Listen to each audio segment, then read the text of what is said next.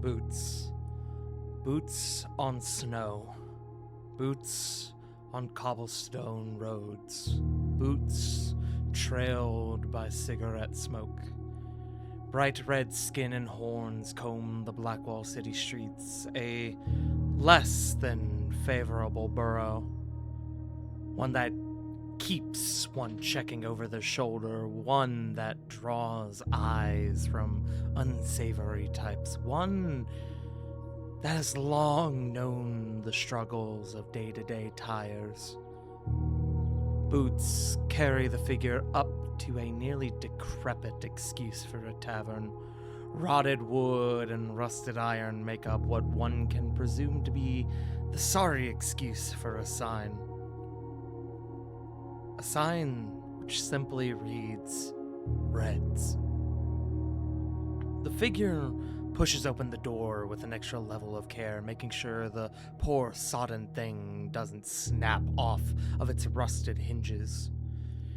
A somber tune is lightly strummed along a guitar from a patron in the corner. Sat in a tired wooden chair teetering on its back two legs. The downtrodden rabble of 8 or 9 patrons pay the crimson-colored individual no mind as he walks up to the bar, deeply absorbed in their quiet card games and liquid poison-filled mugs. The figure strolls up nonchalantly and takes a seat at the bar stool, whose back has been damaged, likely in one of the bar's many fights. The bartender, a tall, muscular half-orc of dark green hue, raises a chipped tusk as the tiefling takes his seat.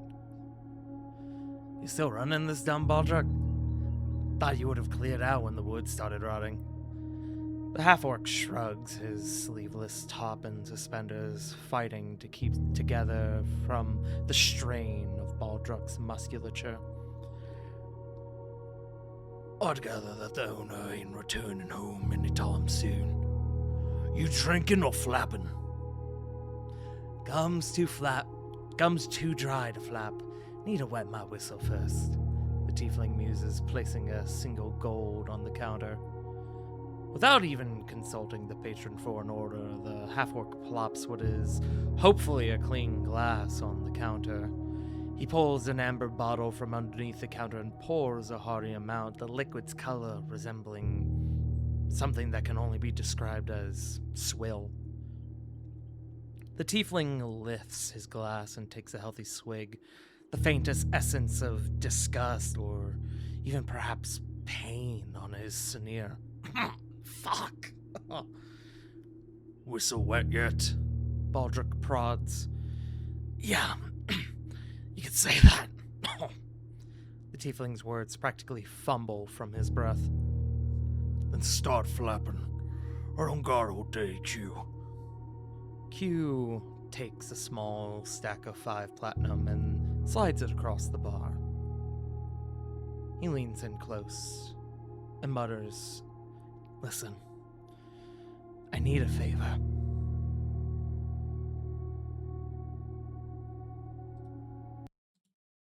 Guys, gals, and non-binary pals, hello and welcome back to another episode of Sins of the Blood. It is Sunday night. You know what that means. We are back in the city of Blackwall. I am your humber-dumber master. Your humber-dumber master, the one and only prudent patient, departing charge, joined by my crew, the Sanguine Guard. Hello, Sanguine Guard. Don't drop the name without me! Yeah, I'm sorry, Paul! 2 weeks ago. Oh, okay. Forgot. No, it was 2 weeks ago. It was 2 weeks ago. The name was dropped. I'm sorry. It's okay. It was the perfect time. It's Yes. okay. Yeah. Yes. Bulk was there. Yes. But we are back and in full force as we have our whole table here today. We have the J Frost 747s, the Flustered Buns, the Wicked River 97s, the CGs, the Joe Mojos, and returning from their little stint away, the Punkyard Dogs. Hello, my friends. Welcome on back. I'm so glad to be playing this He Who Funny dice game with you all today. I'm just glad all the charges were dropped. Me too, punk. What do Me you mean, too. chat? I had a dumb joke, but I'm not gonna say it. Maybe not on stream. Type it out though. We still want to know. No, I'm gonna forget about it. Hi, Riley. No. Hi, Wiley. Hi, Riley. All right, my friends. Well, let's go ahead. That's We fun. got a half of a session to get through today. So why don't we go ahead and roll our Yeah. test rolls and get started? I will find some music for us. Close. Yeet. 19. Let's go. Copper and Actually, Simri matchy match. I have 8. a new song I can play for today. 14. Yes, 10. you can. Shout out to Silk Song. This one was recommended by Bun, Yes. and it very much fits Blackwall's aesthetic. Shout out to Bone Bottom. Aaron has been raging at Silk Song so hard. It's a hard game, dude. I would like someone, or someones, to regale us with the events of last session. For inspiration, of course.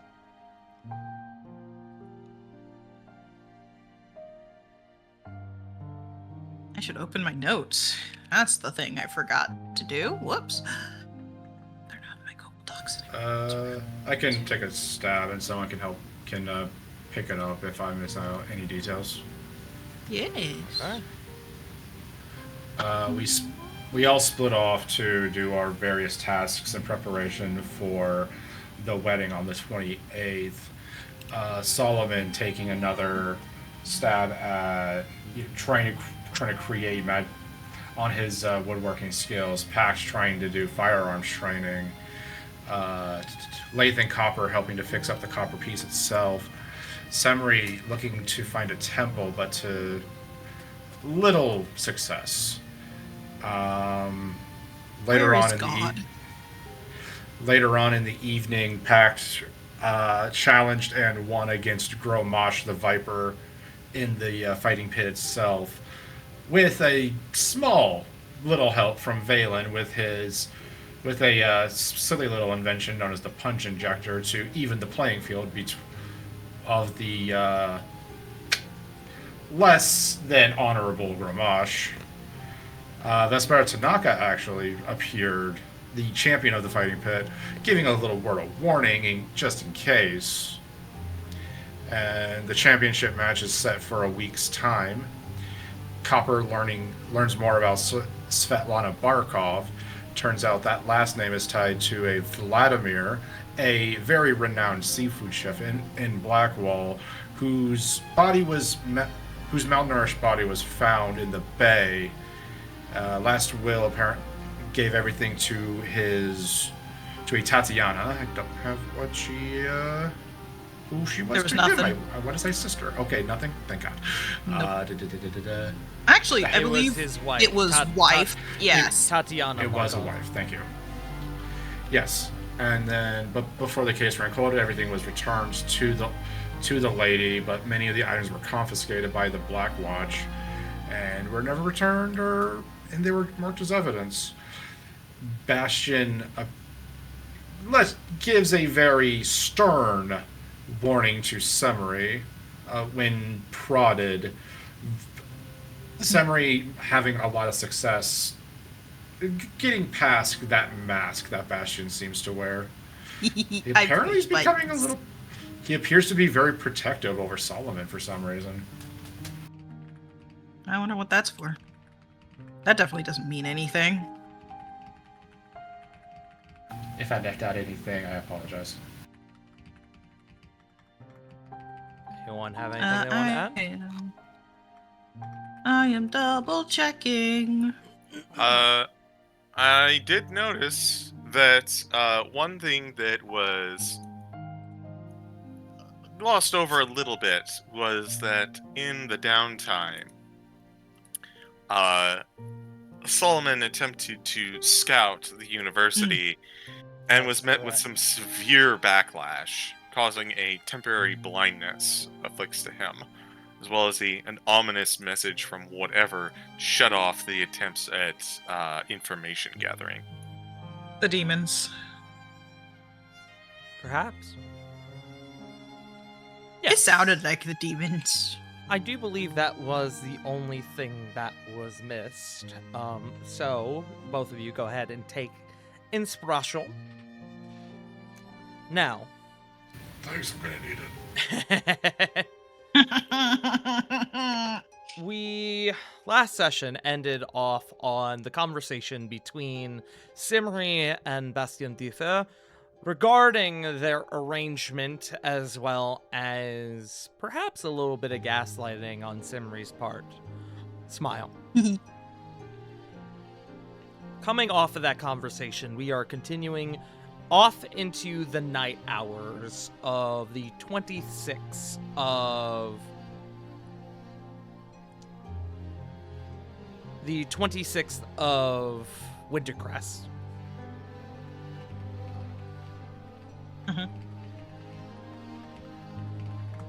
Sorry, just responding to a DM real fast. We heading into the night hours. I need to know, as you guys have one more full day before the wedding, you guys are set to meet with Audwin tomorrow to go over your his findings, as well as finalize your plan to get into to complete your objective to kidnap a bride. So, with that, as you get into the night hours, I'll take volunteers first, but who has things that they need to, who has business that they need to handle first? It doesn't need to be anything overly taxing. It could simply be, I need to buy health potions. Or anything for that matter. I haven't bought any. So a health pot would be nice for Bach, but Okay. Honestly, all his prep time will just be trying to figure out a disguise. Understood. Fine, Yeah, make. I have been sleeping. Bulk is gonna go into that wedding looking like the Grizz from Sly 4. Oh God! Ugh. Ugh. Hang on, For those who- You can't do my boy dirty. Look at him. You can't do my boy dirty like that. Whoa. Don't get me wrong. I enjoyed playing Sly 4. It was a bad Sly game, anyways.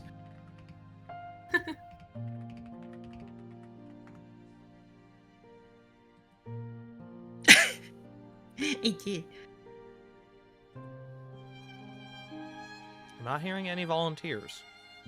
Bulk, Well, I know you said that you're getting your health potion and you're working towards making a disguise. Your health potion will be the standard fee, the 50 gold for that. For the standard one. If you're looking to get a higher level one, just let me know. No, he's only got 87 gold. I can't afford a higher one. Okay. God, you're broke too. I'm not broke. I mean, Yep. Tart is broke, but I'm a wealth of knowledge. I'm not talking. Isn't that what really matters? Not No, in it's D&D. No, not in this capitalist hellscape.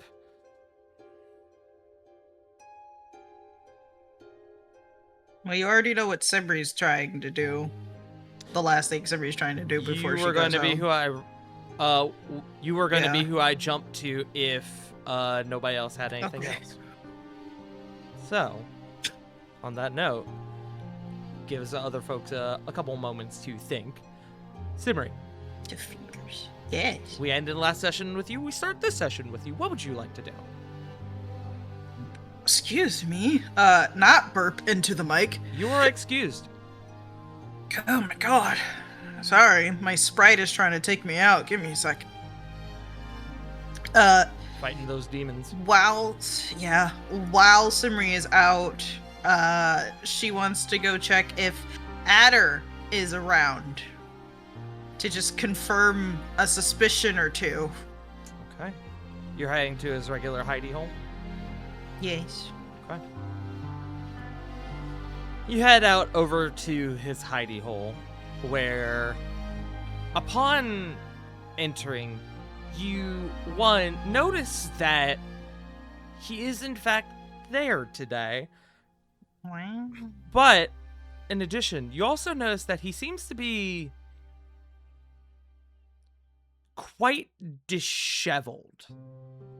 When you normally see Adder, he's very professional, very well put together, but today he seems to be almost like he's coming off the end of a scuffle. You see tears in some of his attire, you see an abundance of scuffs and dirt, general wear and tear. Somebody's gonna just take a minute, see, like, if this is, like, a very recent scuffle, or if it's, like, several hours ago. Like, was this minutes, hours, maybe a day? I'm going to say... I guess I'll say make me a medicine check. I will say, given that, you know, he is always wearing his mask, or at least as long as you've known him, you will have disadvantage on this because you can't see his face. That's fine. Didn't expect this to go well, but a 5 is better than what I thought was gonna happen. Yeah. Yeah, that's true. Probably not good enough, but still. It's not a very high check, truth be told. You would imagine that, you know, considering that this is the only place he really has to go, that if he were in a scuffle, show signs of the scuffle being evident, you would imagine this was likely sooner rather than later. Okay. I guess my survival He isn't that hasn't great had the either. time to put himself back together, if that makes sense. Yeah.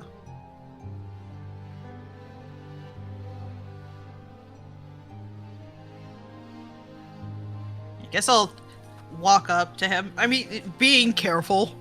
Yeah. I don't want to get stabbed right now. Yeah, as you're kind of standing there, kind of taking in, like, the scene, he finally, like, knowing there's somebody there, goes, "Are you going to come in, or are you just going to stand there?"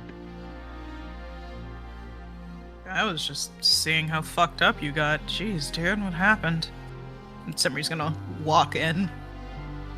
Just some personal business. And he's going to turn around to face you.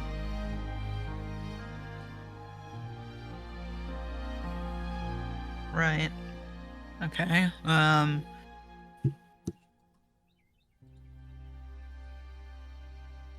Simri is clearly just kind of probably a little taken aback seeing him so disheveled.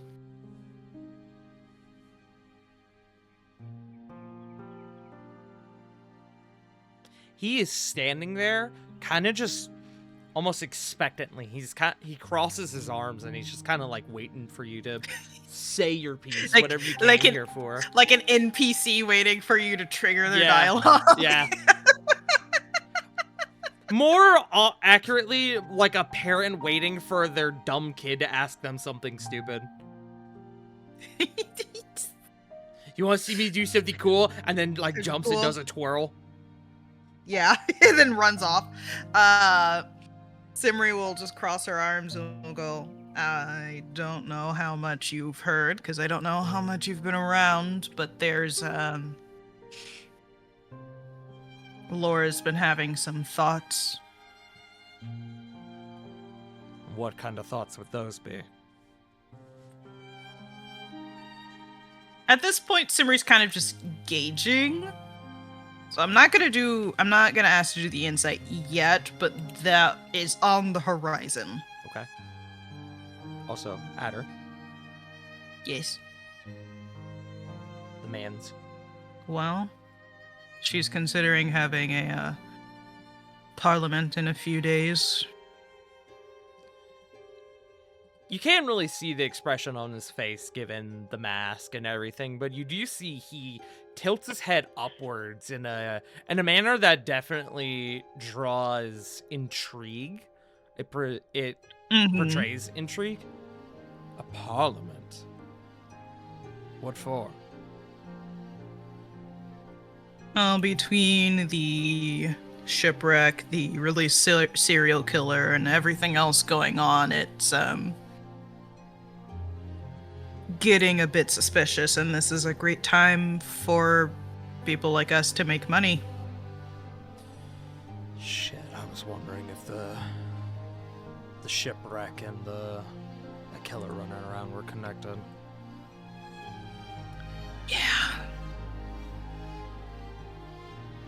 Plus, there is one other thing going on that has to do with the Archangels that's been a thorn in my side this whole time.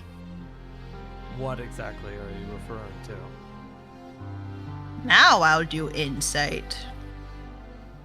Sure, I take off disadvantage. If I can find insight, there we go. That's an 8. Cool. Of course, surprising no one, the man with the mask is really hard to read. For the longest time, you've known Adder as someone who's been pretty hard to read.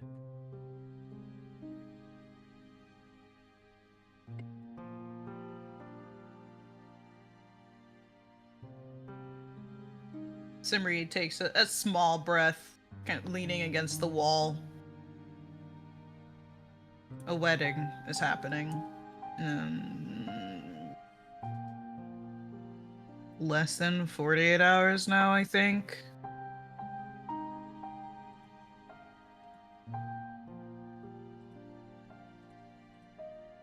An Archangel wedding? For who? Azrael's son.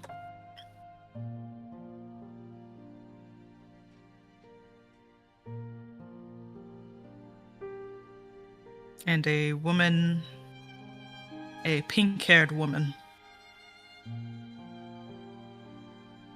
And now you're getting yourself mixed up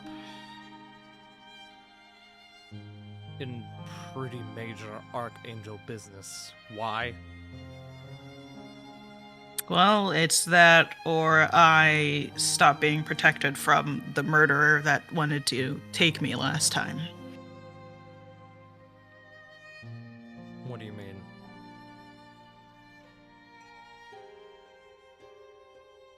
There's very interesting things that happen when you're taken from your village and experimented on by a secret organization. And one of those people escapes conveniently from the ship that crashes at the dock of your home. Okay, tabling that for a second, but how are the two events correlated?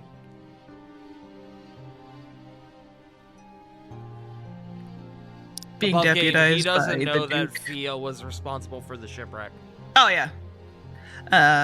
This pink-haired woman is the reason why that shipwreck even happened.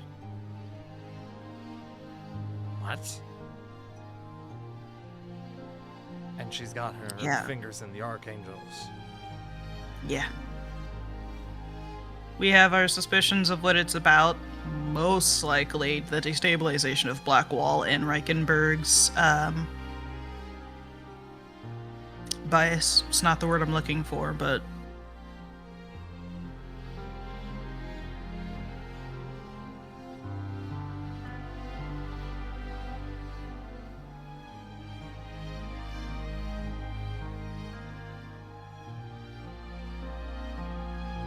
I thought there was more One to of that those- thought. no, that was me having like the longest stream of really small burps possible. It was a lot of air just trapped in my chest and my throat, and not me trying not to burp into the mic. And I approached Laura with this information. She definitely took it better than I thought she would, which is why she brought up possibly, putting together a parliament. So, what then? You are planning on sneaking into this Archangel wedding and just making off with the bride? Is that what you're telling me? I'm not telling you anything. Simri, Well, I am telling you some information. I'm serious. That's bad news. If you're caught Yeah. in the midst of an Archangel wedding of that magnitude, forget death. No one will ever know that you ever existed. Well, the secondary option is the Duke getting assassinated.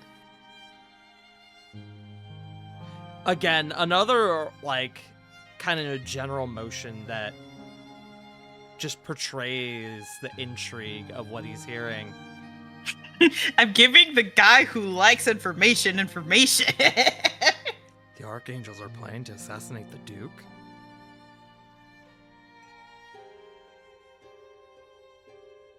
The woman is. Her name is Fia. Fia Nimue. There's a pause, and he brings his hand up to the underside of his mask, and he kind of scratches at the base of his neck a little bit under the scarf. Thanks for a couple moments. So this Fia, the Archangels, and this killer are all in the same circle on this. Assumedly. Or at least they all want the same thing. What that thing is, we aren't sure of. It has to do with fucking with Blackwatch, though. Now, last I heard, that serial killer skipped town. Yep. If she went through all that trouble to break him out, why wouldn't she go after him? Yeah, that's another question I've had. He did say he would be back, though. We aren't sure when, but Of course he did. I do have a question, though. For you. He doesn't say anything, but he just kind of looks at you expectantly. How much do you know about the Archangels? I'm asking, at this point, anyone I know for any extra information before we come up with a plan tomorrow. What are you wanting to know? Well, mostly if any of us know any of the defenses around the college. If not, how their organization works. What's the setup like for, their hierarchy. Things of that sort. Fucking hell, you're planning on breaking into the university? It's one of the... The plan was stupid, but now it's gone to batshit crazy. Are you serious right now? Well, again, like I said, it's that or... yeah, punk, amongst other things.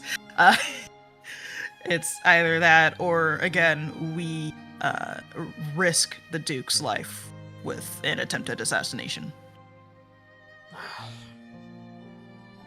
Why do you always get yourself into this kind of shit?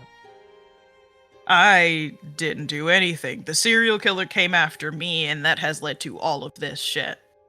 I was living a perfectly fine life before all of that. I wouldn't get myself into this shit unless I had to. He seems to take a bit of a breath. Don't I ever? Alright. Well, if you're planning on breaking into the university, if it's an Archangel wedding, I imagine it's a real who's who of anything and everything. Well, Archangel. You're gonna be looking at probably a lot of lieutenants. If it's the prince who's getting married, you could probably expect Azrael's inner circle to be there. So, needless to say, don't fucking get caught. Yeah, that is generally what I'm trying not to do. So thank you for the reminder. Thank you for her life's reason to fucking. Sorry. Yeah. Balk's just outside for some reason.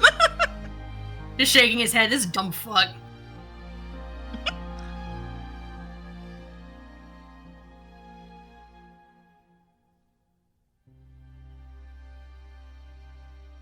You know who the... Do you got any sort of idea as to who the prince is? Only as much as the regular person within our circle.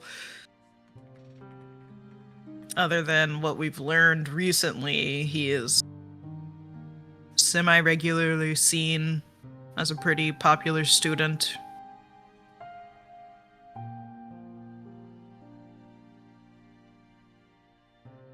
But beyond that facade, no. That's all you have. Yeah. Ugh. You see, there's a pretty severe amount of frustration. Yeah, you can see why I'm coming to literally everyone I can, because we're working with very little until tomorrow. And I would rather go in with extra information. Well, it's speculation, but I'd wager that if the prince is the one getting married, he's likely not a student. He's probably a member of the staff. Probably forged up some identity to give himself a cover of sorts. That'd be my guess.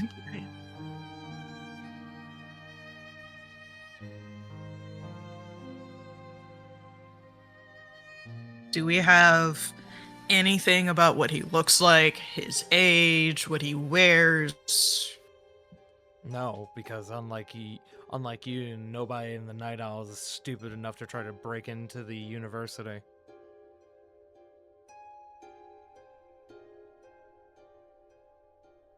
Timry. Adventures of Timry. Simri takes a real deep breath. Look, I am here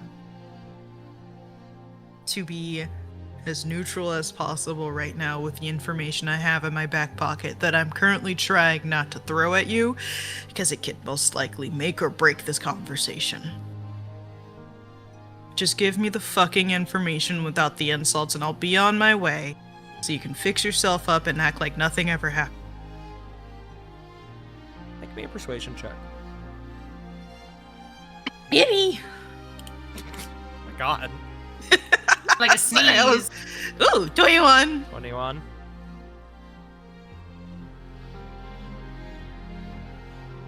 He thinks for a moment, 2 moments, 3 moments.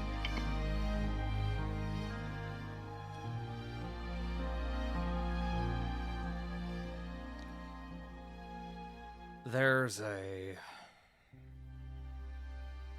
sewer grate along the hill that lines a sewer cover on the beach that would give you access under the university. Used it a couple times to smuggle things outside of town.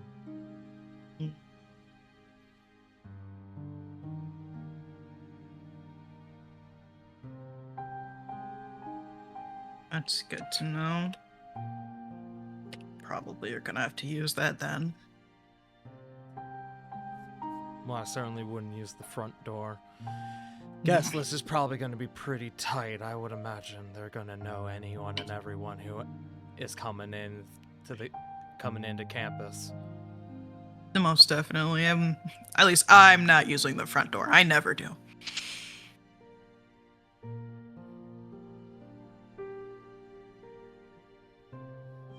As far as anything else I know, the campus has got some weird magical field. Keeps stuff out as well as keeps stuff in. Anything outside they don't want you seeing or doing, campus has got a sort of protection to keep you from doing that. So also we'd have keeps to get the students' inside. studies otherwise secret freedom inside the grounds, but not outside. So now we'd have to determine if being inside, if that stops anything from being, if you were inside of it, if you could send things outside. Okay.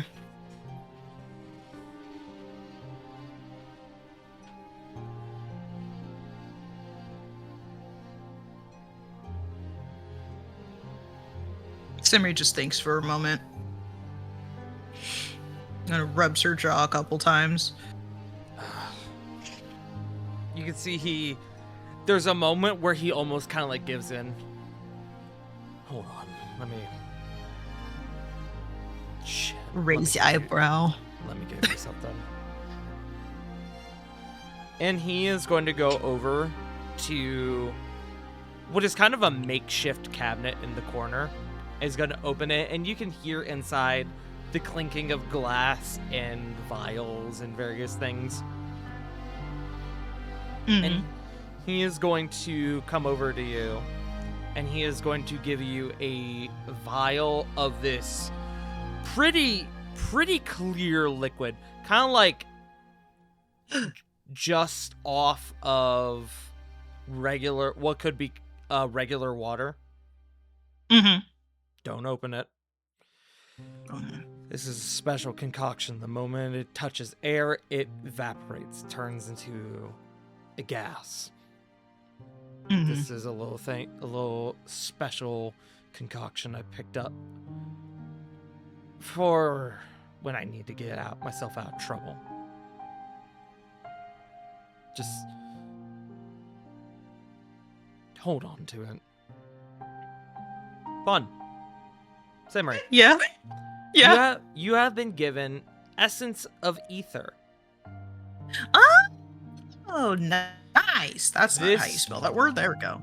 This is an inhaled poison that when a creature is subjected to it, they must succeed on a DC 15 Constitution saving throw or become poisoned for 8 hours.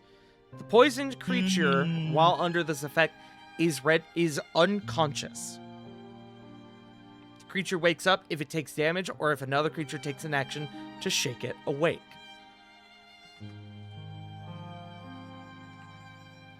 Get 1 dose of this. Kind of exactly what I needed. Thank you. Just don't make me regret it. I will use this wisely. And if I don't, well, you'll hear about it. Most likely. Just be safe. That is my entire plan. I wouldn't be doing this if I had another choice, but I really wouldn't. I know. Damn it, do I know.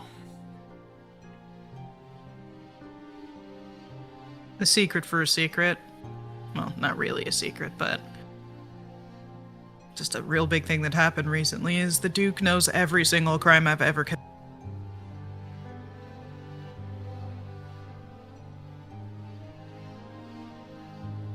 And decided to deputize me anyways. She puts deputize in quotes. The Duke is noble. I'll certainly give him that. I can think of worse people to be in charge. Yeah. Much like how That's things what we're could afraid work of. if the Archangels get their hands on, well, the high seat of Blackwall. Yeah.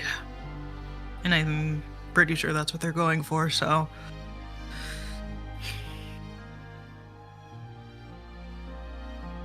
Simri turns to leave, and then he watches her pause. She's clearly thinking about saying something and mulling over whether or not she should say it. Mm-hmm.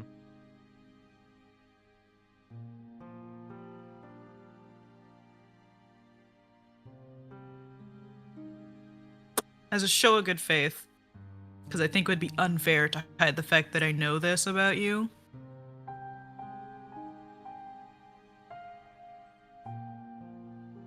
the information I learned recently about who you might have used to be before you joined the Night Owls is intriguing. But you also wouldn't be the first person I've run into recently that used to work with the Archangels and has left. And survived.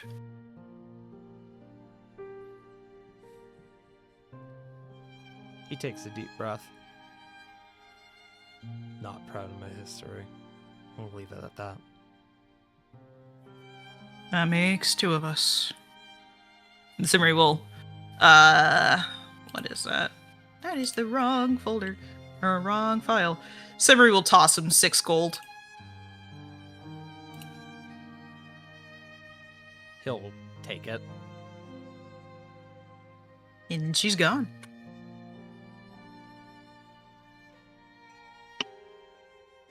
Much As like I spill Batman with soda over Commissioner myself. Gordon, he looks down at the money you've thrown his way, and when he looks up, you are gone. Mm-hmm. What time is it?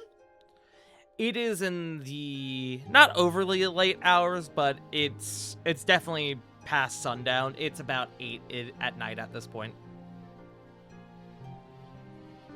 Did we have a time we were supposed to meet back up with the Hound, or did we just say meet back here? I don't remember if we had a time. I don't have it written down. I'm gonna just That was the morning. I'm gonna leave it up to y'all. A safe bet would probably be like midday. Okay, that does make this plan that we have work really well as I look at River. Okay. Simri goes home. Okay, Simri goes home.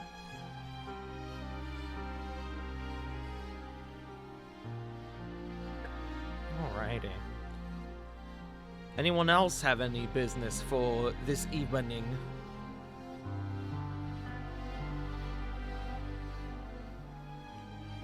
Going once? Going twice? Okay. Some of you with information, some of you quite exhausted. Oh wait, I'm sorry. This would actually, because this is after PAX fight, this would actually be quite late at night. This is probably upwards of like almost midnight, I would say. That's still fine. It's been a week. I'm trying to remember where we were at. But with much business handled, you all take a nice long snooze and gain the benefit of a long rest.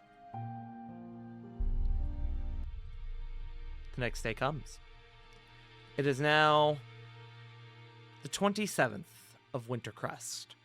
The wedding is tomorrow, and the weather forecast shows it to be a clear day. A clear forecast, not just for today, but for tomorrow as well. How fitting for a wedding.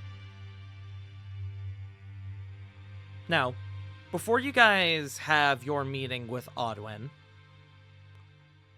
do you guys have any business you would like to handle in the morning hours? But I'll let other people go first. I know what you need to do. I have several things. You said this is the 27th? This is the 27th. Yeah. Last full day before the wedding. Solomon, point of order, you are no longer blinded. Yay! Yippee! Our wizard has his eyes. My brand! Look with those special eyes. I can't see shit! I'll let somebody else go first before I do anything.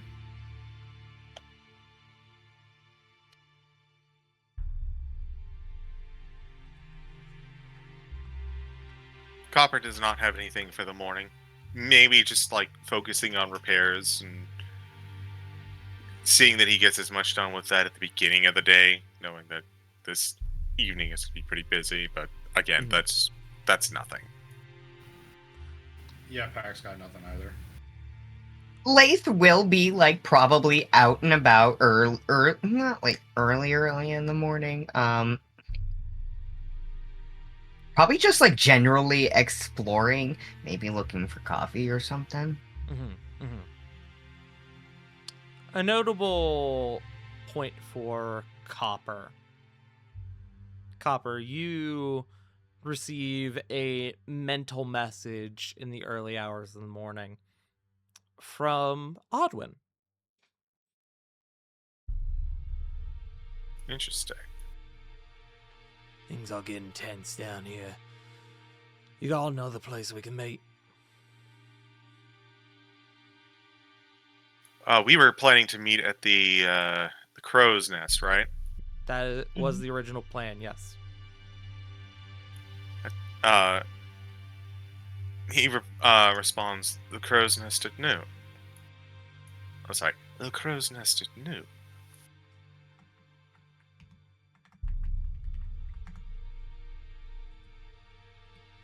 Well, that was the original plan, was the crow's nest. He's now saying, is there anywhere else you guys can meet? Oh, I see. Unless I'm misremembering. No, you're right. We were planning on meeting at the Crow's Flight. That was the original plan, yeah. Yeah. I mean, Samurai knows a couple places, which I- means Copper would know a couple of them. I think I've got a pretty good pick.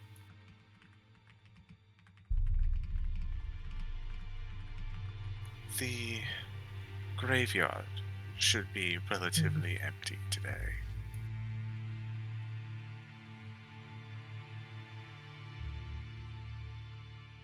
You do not receive a response. Above game, it's only one message, one response. Yeah, that's fair. Well, I guess Copper is going to spend, after checking on repairs, he's going to spend his morning making sure that everyone else knows that we're changing locations rather than meeting there. He's got to do mom things. The appointment time changed. Now he has to tell all of his kids. I can't wait until this world invents group text messaging. Discord.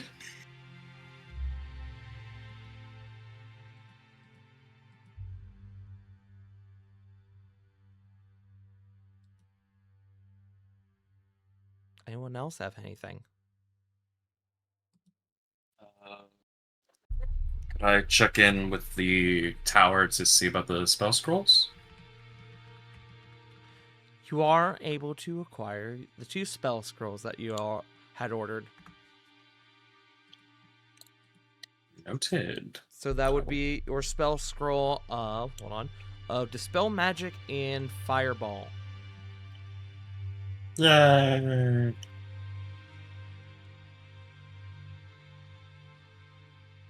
I'll put these in.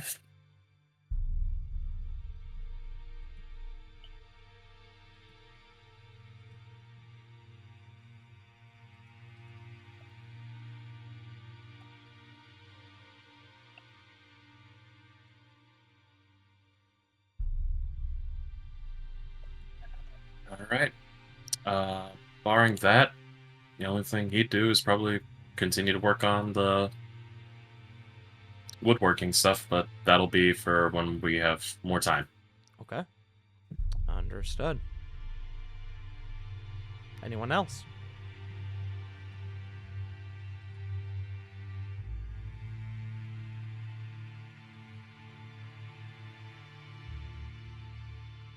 Then I will pass it to Semri. I need to go pick up my paradox poison. Will or will it not be done today? My Schrodinger's poison. There we go.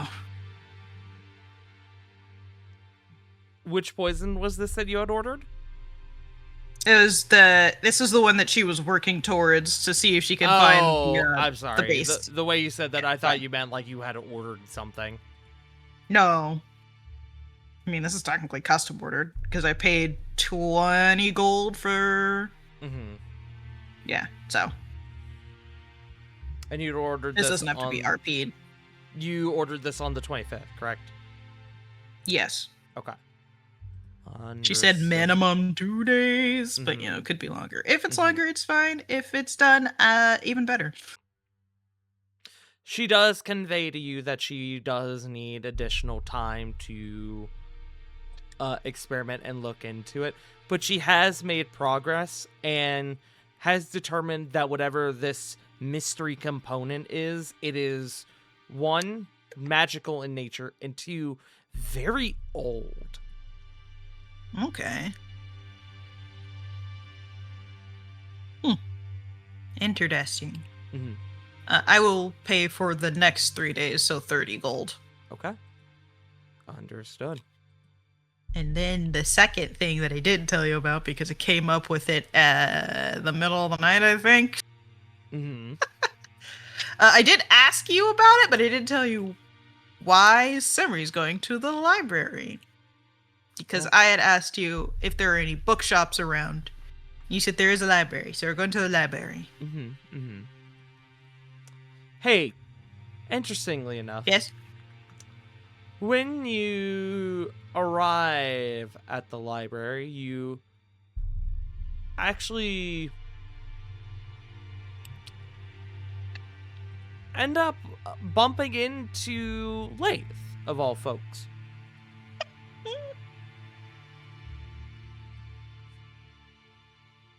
You both are kind of conveniently passing the library at the same time. Simri does that thing where you run into someone, like you run into your teacher outside of school. So you don't want to make eye contact, but you don't want to be rude to not acknowledge them. Mm-hmm. Flick your eyes back and forth. I see you. Please don't interact with me. You can see Lath also looks really fucking nervous. Above game, so while Lath is kind of walking around, he kind of starts to ruminate on some things that have gone on over the past however long he's been here, because time is an illusion. Yes. And he's gonna realize, there is a library. Maybe I could see what other people's history says of the war compared to what he's learned. Because not all textbooks read the same. Mm-hmm. Eh.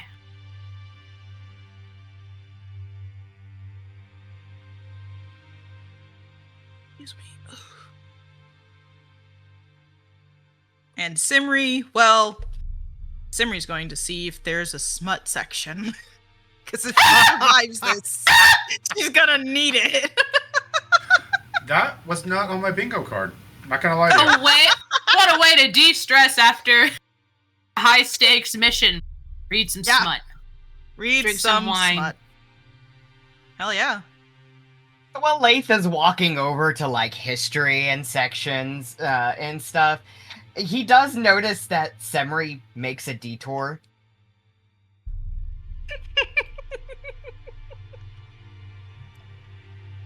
Lath doesn't ask why she's there. Just No, neither of note them. of it. These two are so fucking awkward around each other. They're just kind of dancing around each other at the time. All Lath sees is just the book title is The Shape of Water. Now imagine meeting your teacher in this section. Lath is also ruminating on the comment Semri had made about being honest. And so that's been ruminating with Lath. Oh, he's thinking. He's thinking about saying some things.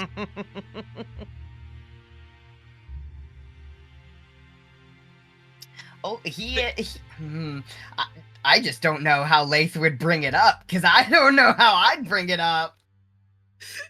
Well, here's a nice thing for you. Every now and again, Simri is making it very obvious that she is keeping an eye on Lath. Kind of sticking around the general area. even with probably finding some smut. That does beg the question, what do I find? What kind of smut you looking for, friend? Quality, type. That's the question. Roll I don't. for smut. Should I roll to see what I find first? Sure. Are you looking for aesthetic softcore? Are you looking for like Oh my god. straight up hardcore smut? What you Yeah. finding, bun? Roll for rating. Roll There for rating there explicitness. There is an adult section as well as a romance novel section, as well as a not safe for work section. Rated S for All slut. these are kind of all these are kind of varying levels of we'll use scantily clad. Yeah. What would you like me to roll? A perception, possibly? Roll me a 1d4 to see which section Oh. you go to. Sweet. A 4. All right, re-roll. Oh, okay. A 1. You are going to the romance novel section. This surprises Leif if he's watching.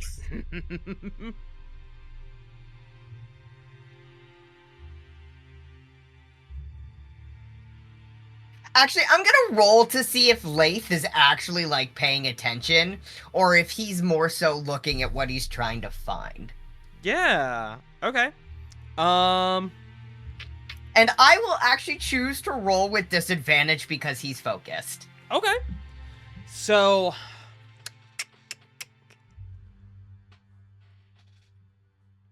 would you say that your goal is on the forefront of your mind rather than whatever Simri's doing?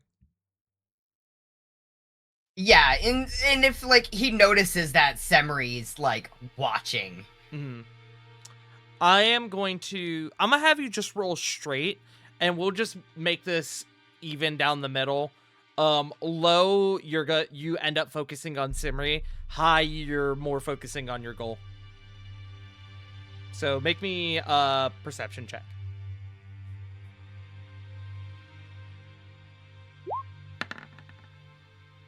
You're more focused on your goal in this moment.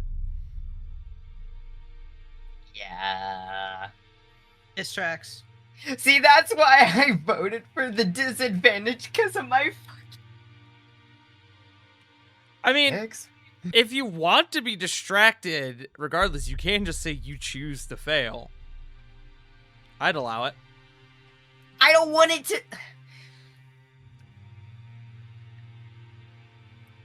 I don't want it to seem like he knows her presence is there, but not that he's being watched. Mm-hmm. Okay. Then, yeah, go ahead and I'll have you roll with disadvantage again. So just make me one more roll. This will be the disadvantage roll.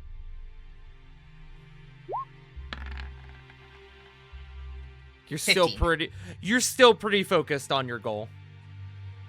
No, this is fine. Just has the feeling of being watched. I'd say Alright. Semper probably pulls like 3 books. Just based off title. Mm-hmm. Go ahead and roll me.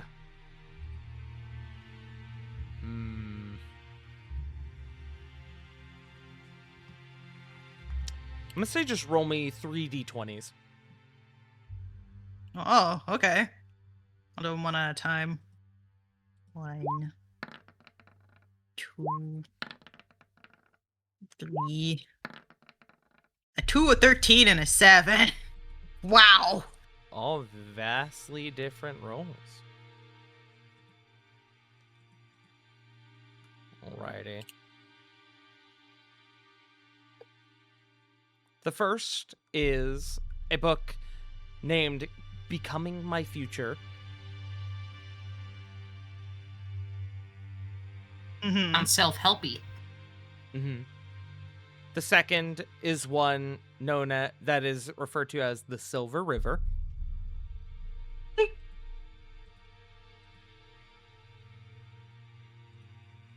Mm-hmm. And the last one is simply referred to as sinful burning. Why is he burning? They might want to see a doctor. I'm not gonna lie to you. Yeah.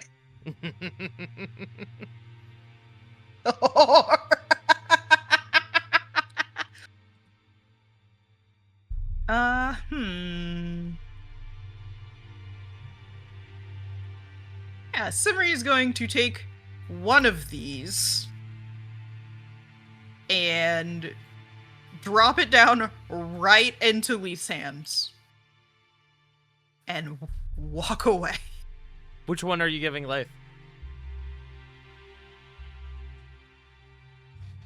The Silver River, because I think it's funny.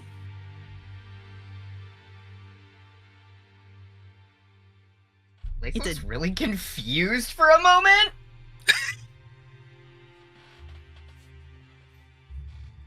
You could roll insight if you want. Absolutely. Roll me insight. Simri, roll me if you want deception.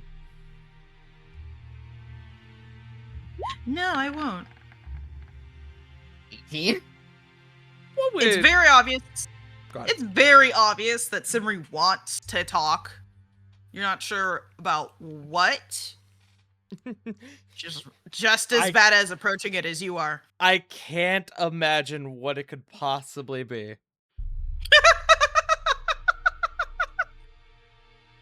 Leith, you've actually read this book. It's pretty tame.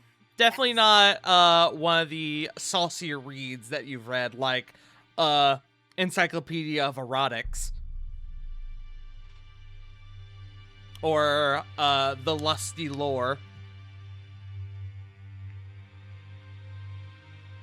Leith smirks for a second. Or The Unsheathed Blade. That one was weird.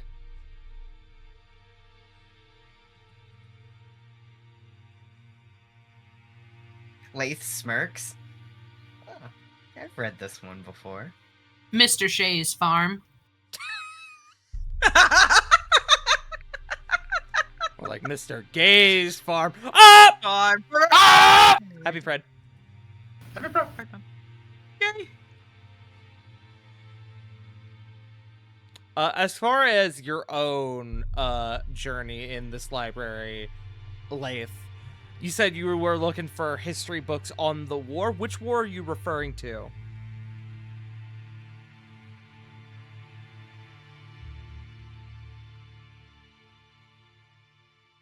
Sorry, my brain is like fucking just... Wow, I apparently completely forgot everything about Campaign 1. Love that for me. Oh my god, you don't remember the War of the Shattered War of the Sun, Shattered dude? There we What go. the fuck? Disadvantage forever, bro. I have never felt so disrespected. War of the Shattered Sun, the full series is available on twitch.tv/FartingTart. Twitch.tv? Fuck. YouTube.com/FartingTart. All 200-something episodes of it. And me, still bad at remembering. Saying those words Anything. just now made me want to vomit, by the way. Reminding myself that we had Yeah. 200 sessions worth of that game. Holy schmoly. I got to talk about our game like 5 times today. It was great. About 5 years. Ugh. Bad for you. But yeah, about the War of the Shattered Suns. Okay. I am gonna call. Are you looking for anything in particular, or are you just kind of skimming through some, trying to get kind of general public insight on to those as to those events? If there's anything specific talking about like the Iron Covenant and their starts, and like maybe if there's any kind of journal articles or stuff like that, like news articles as well. Mm-hmm. I know that some libraries have like the news article thing. Okay. Make me... I'm gonna call this an investigation check. But given how familiar you are with the subject you're looking for, I'll say roll with advantage.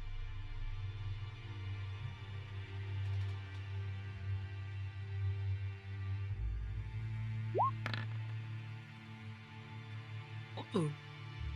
20. Oh Dirty shit, 20. Wiley's right. Rolling straight on Pride Month. My bad.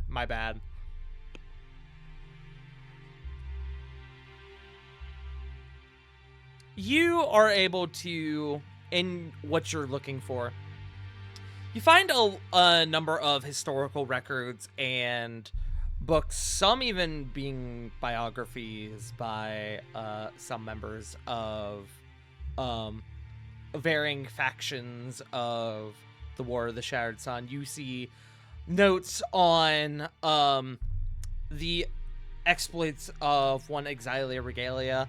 You find more educational texts, like on the War of the Shattered Sun, the war that sought, that was essentially a civil war between the regions of Asterios and the Orc clans of the Fierce Lands, which has since then been renamed. You find some historical texts on the Fierce Lands and their lead up into the war, into what is essentially the rebirth of their nation. You see text about the exploits of Exilia Regalia, including one autobiography by one Corvin Alakir, which is a name, given your connections to the Iron Covenant, is a name you do recognize. He absolutely smiles, a big smile seeing it. Yeah, as you should.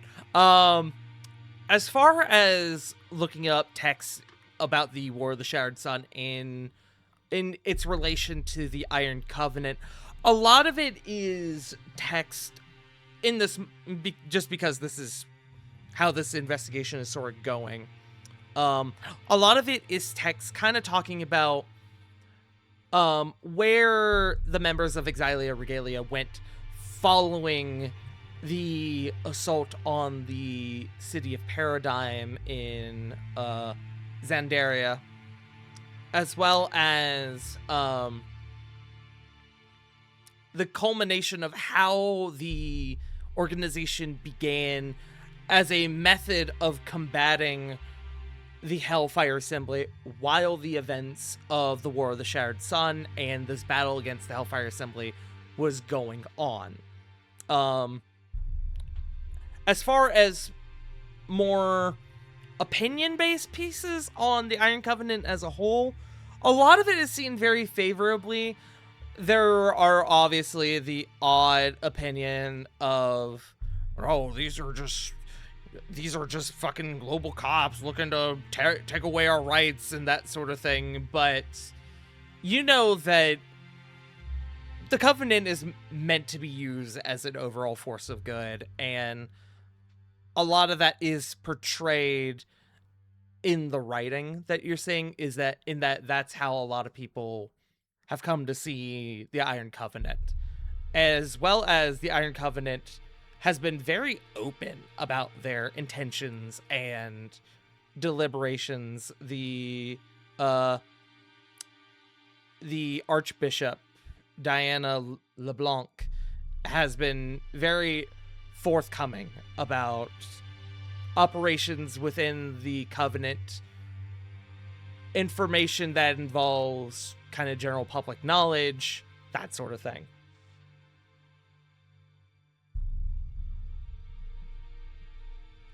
Lace kind of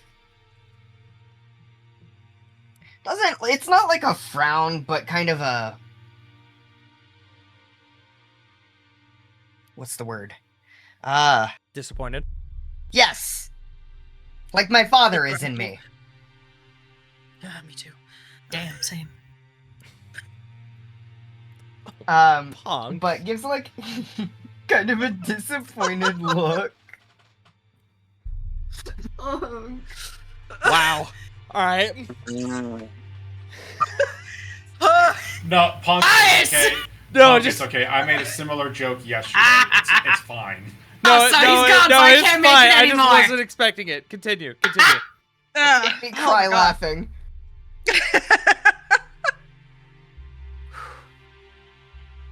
Kind of a disappointed look, and kind of mutters under his breath, "I don't see anything." And he just kind of puts the book back up on the shelf. Leaf hears from just behind him. Getting curious about your own covenant, having some questions, like... Crisis of faith, as it were. Yeah.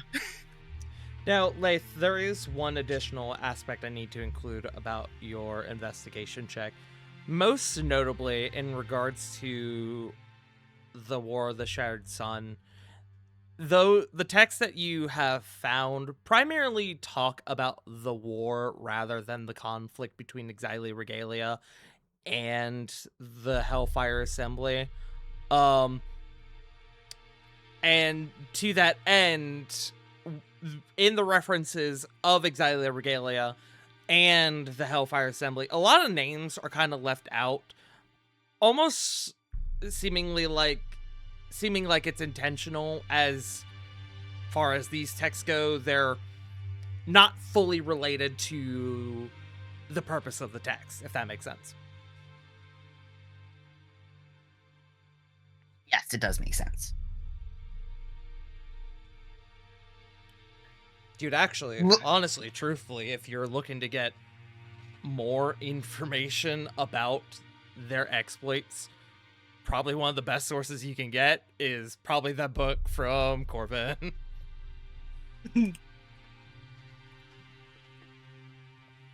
But I'll let y'all continue your conversation. Lace looks at Semri, kind of with a frustrated look. Seeing as how you're the only person I've ever had tell me that the Covenant is bad, yeah, you did make me question things. And I can't find anything, so please, enlighten me. Never said the Covenant was bad. I just was placing the thought out there that they could be. You were the one preaching truth, so if there's something you're not telling me, I would prefer to know. Get her ass, get her ass. Sorry, continue. You're not here! Technically, I is beg to always get there. to differ. I'm God fucking is always everywhere. here. There we go. I knew someone was gonna say it. He's listening to you, come. Oh. Oh. Santa? No.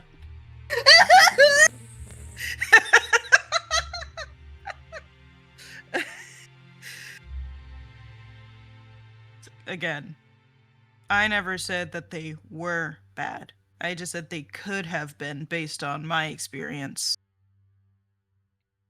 It's not exactly the clearest thoughts you're gonna have after you've been tortured for months on end and some people conveniently come and save you.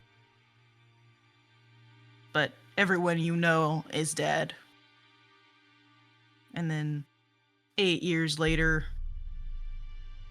one of the people that was helping out with that project find you. I'm paranoid. The comment was more not putting... May I Yes. ask in this moment while you're having this sort of dialogue, Simmer, can I ask for an insight check from Laith? Yes. I didn't Oh. mean roll with advantage, my bad. That's Oh. fine. Well, 8 to 8. Or 8 to 18. I 18. can't read. Whatever information you want to divulge on an 18, Simri. You can also roll a deception check if you want. It's only fair. I mean, I don't know what information she would divulge. I guess that would be up for me to determine, since I did just kind of make Lathe roll the check. What is Simri's emotional status as you're having this dialogue? Does this seem like this dialogue is coming from a place of genuine emotion, or does it seem like it's coming from a sense of logic?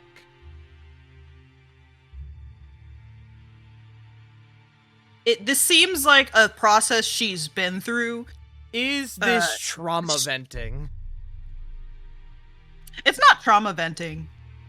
It is Simri clearing up a comment she made out of emotion. Okay.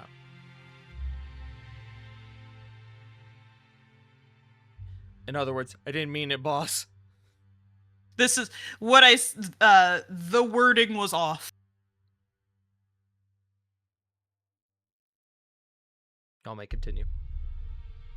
However, my intent was still clear, not wholly relying on a group that says they'll be good.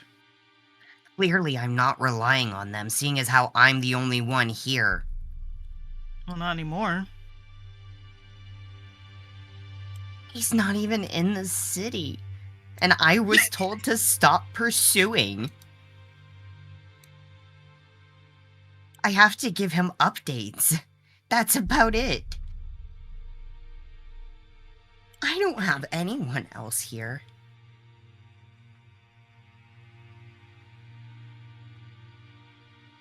Simri's just looking at Leith, just kind of letting this moment happen. She's not exactly emoting or saying anything, just kind of standing with her arms crossed.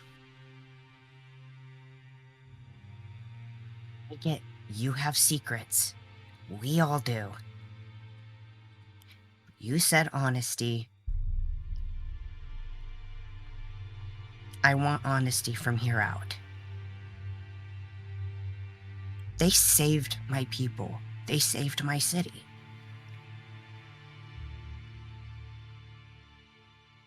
Not everyone is a good person, no. I'm fully aware of that.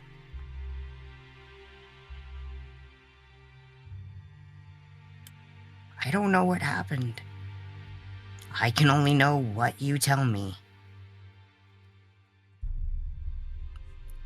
And you didn't deserve to be put through any of that.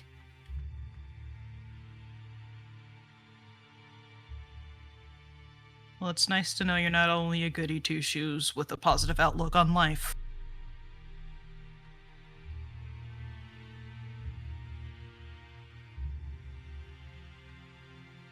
I hate interacting with people. I thought there was going to be a follow-up to that. Yes! I'm still talking! Shut up! I hate, and I mean hate, talking to people with their masks up. And probably due to the trauma. Then I need to dig deeper to determine what kind of person they are. As the one with their mask up 24/7. Yeah, that's how I survive. Yeah, ditto. People who I Just have like to the work rest with of us. specifically.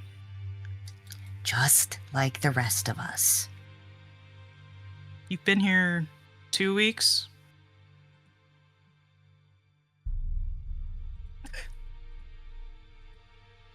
Two weeks, right? Above game? Just about. Maybe closer to 3. Roughly 3 to 4 weeks.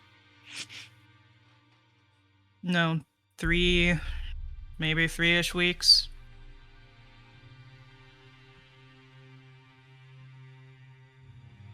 And I haven't learned more than who you are inside the Covenant. You You've don't learned exactly my ask me backstory. questions. You don't I have, exactly like actually. to. You don't like to talk to me. Anytime I catch your eye, you try to run.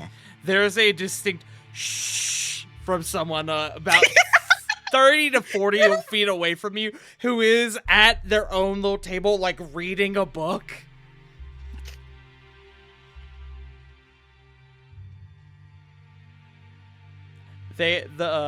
Life you would looking over, you would see the book they're reading is Of Mikes and Orcs.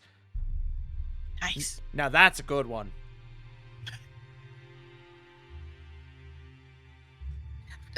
Lath will whisper a hushed sorry and look back at Semery.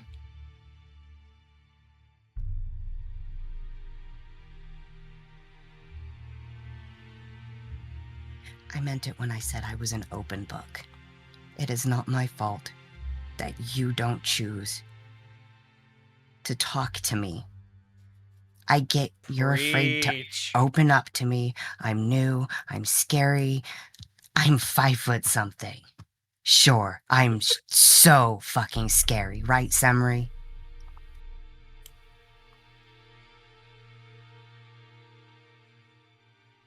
Why are you so threatened by me then? I'm not threatened by you as a person, Leaf. And what am I gonna do? I am across several, God, is it continents, right? I think so. I mean, technically one continent because Agranosh is in the middle of the fucking ocean, but yeah. Yeah. You're still whole. You're still hundreds, maybe thousands of miles away from your home easily. I'm a whole ocean away from my home and the people I know. What am I gonna do here by myself? My commander has a more important mission. I am just a cog in a machine to them. Can I insight that phrase? Sure. River? Sure? What are you trying to insight? If Leaf truly believes that, I mean, above game, yeah. You don't have to incite it, he does. okay.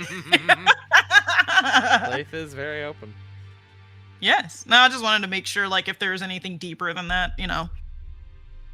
Saying something and believing something are two different things, so. Just because they saved my people doesn't mean I don't see what I am.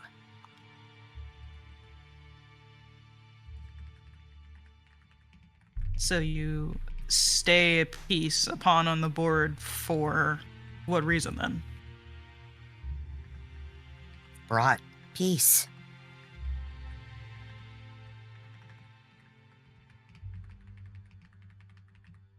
You said they brought peace, correct? I Yeah. just want to make sure. Discord. Okay. Discord cut out part of it.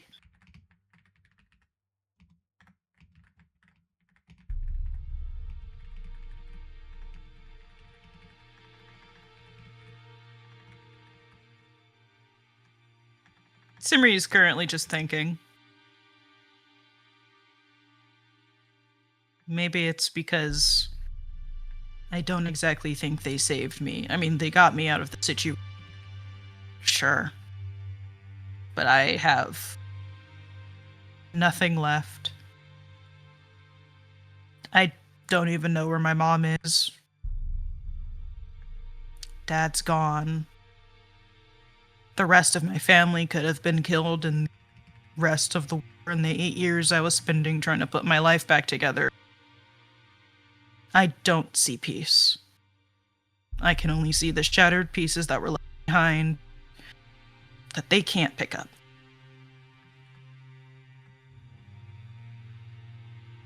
The group can be great, sure, from all I've heard. Being able to let someone like you, someone who's gone through everything you have, based on knowledge that I have of other people, become who you are, standing in front of someone filled with so much good. And that's Why great. don't you feel like you're good just because you've done crimes? That's not why I don't feel like I'm good. Then why?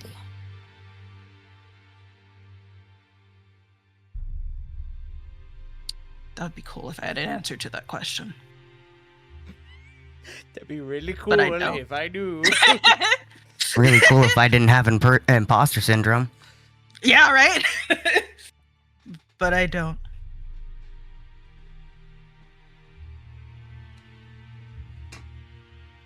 Feels like there's something deeply wrong with me on the inside, whether that has to do with what the Hellfire simply did to me, or if it's been there from the start. And maybe that's what makes people who are just inherently good so untrustworthy to me. Because no one's just good. Or at least that's what I learned. You know how many affairs I've been part of? You really think I'm good? Hey, yo. No, continue. Shut up!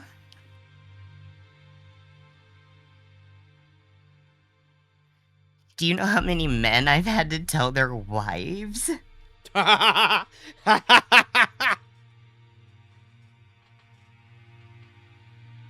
rolling a dice. Oh. Happy Pride Month. Happy Pride Month. Happy Pride Month! I'll steal your dad! Or your mom, or both! Or both! I'll make your dad sit in the chair. Thank you, Wiley! I have an ancient fucking joke I cannot say without Savannah being here right now. Oh, God. Also, Shout out to the Savvy. answer is 7. In case anyone was wondering, the answer is 7.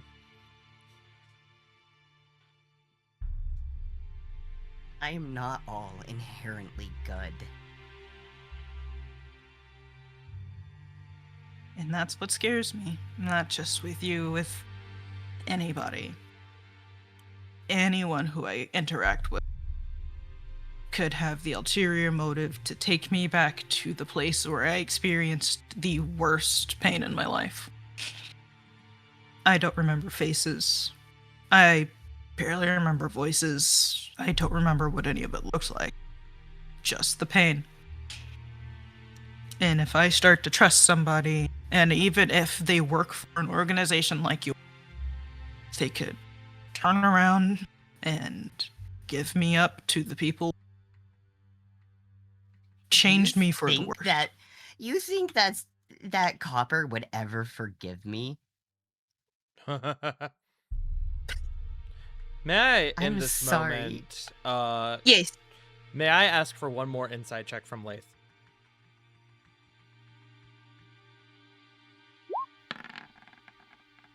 Oh! Nat 20? I'm a DM. For you something 26? real quick. Excuse me. Neith is learning things.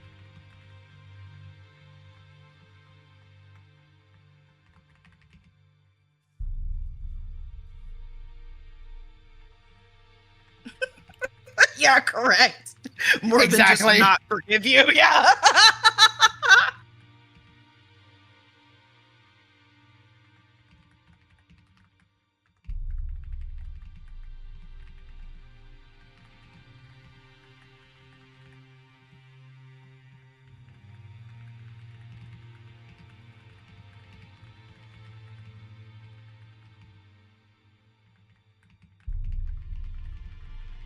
Nug is sleeping with his entire body on his bed, just not his head. Well, Oh, while I'm that's waiting for the typing, you want to know my little fun fact of the day? Did you know Yes. that poison Yes. ivy is related to mangoes? Yummy. Yes. Is that why it's so tasty? And also cashews! Also Oh, cashews. Yummy. So yeah, if you're ever around poison ivy too much and you're allergic to it, you can develop an allergy to mangoes. Yippee!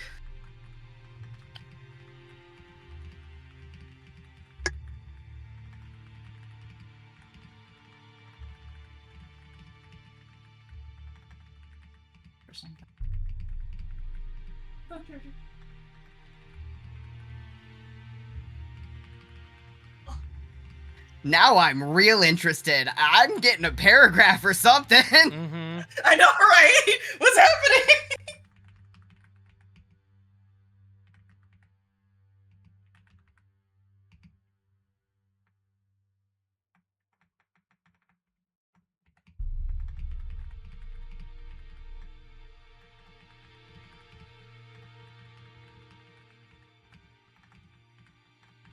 Have this chicken soup.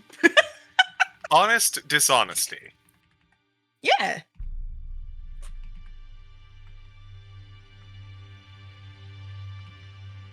Don't worry about it. Here, have some cake. Ooh. And you can eat it too. Yes. Turns out Simri's just been Pavlov's dog to not ask about copper or mask. I could ask, but no more soup. No more soup. There you go, River. Tempting. Do with that as you will. That You have He's had an consuming food. epiphany.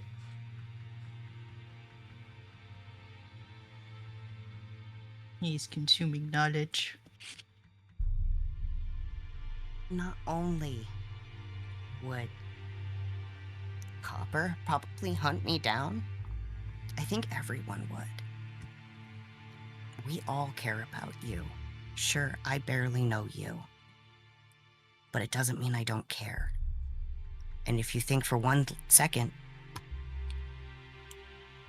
I'm gonna let someone hurt you, it's not gonna happen, no matter who it is. Not dropping that F word yet. But I think we're getting there.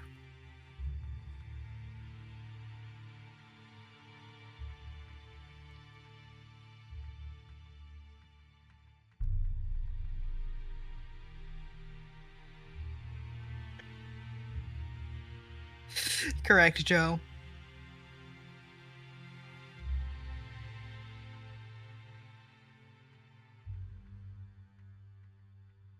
I'm gonna go apologize to the person at the table behind you. And then I'll see you later. Yeah. You don't have to insight to know that that's essentially Simri's way of accepting what you just said.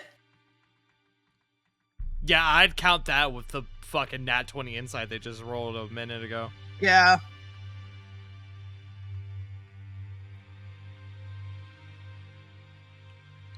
I'll see you later, Semri. She doesn't respond, but there's the feeling of acknowledgement. And she does, in fact, go over, apologize to the person at the table. And check out the books. And check out the books that she grabbed. What are you trying to grasp from these books, Simri? Or are you just reading? Simri's just reading. Understood. Like I said, she needs something for when this is over. A lot of flowery language in the romance novels that you've picked up. Yeah. Just something brain numbing and silly to consume while resting. You know, if her arms still work.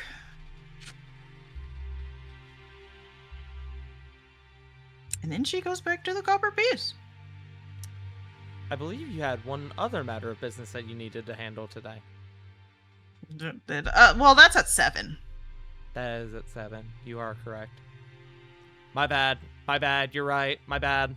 Yeah, what the fuck, DM? How could you forget? I know. How dare I juggle a million things, a whole world at one time. Yeah, how dare you not know everything all the time? I know. I know. Not everyone can be Bo Burnham. Yeah.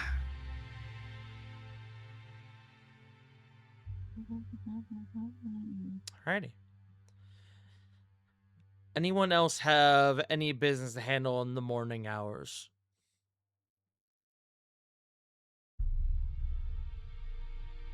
Going once. Going twice. Alrighty. Well, with that, eventually the time comes for you all to gather once more. The collective of you gather at the Copper Piece, and upon being informed by Copper that you are not, in fact, meeting at the Crow's Nest, but are, in fact, now meeting at the Blackwall Cemetery, that is where you all begin to make your way. And as you all venture outside of the city walls once more to the aforementioned Blackwall Cemetery, I believe that is a good point for a bio break. Yeah. Oh, excuse me. Bio break. Bio time. My favorite game that's a spin-off of Resident Evil, BioBreak. Shut up. We'll see you in a sec, chat. We'll be back in a few minutes. Hello. We've returned. Mm. Alrighty, my friends. So, with the group of you assembled once more, you all make your way outside of Blackwall's titular walls, and make your way up north to a familiar place to you, the Blackwall Cemetery. A place where the last time you were here, there was the major funeral event to commemorate those lost in the wake of Rook Ashford. And your friend Solomon had I won't say he caused the scene, but had a bit of an incident here. It is on this day where the skies are clear, and I won't say it's warm, but with the sun being out, the sun upon your persons is a bit of a nice change of pace. Bit more, there are a few more patrons out in the cemetery today, paying their respects to those that they've lost. I would like just a group perception check. Please and thank you.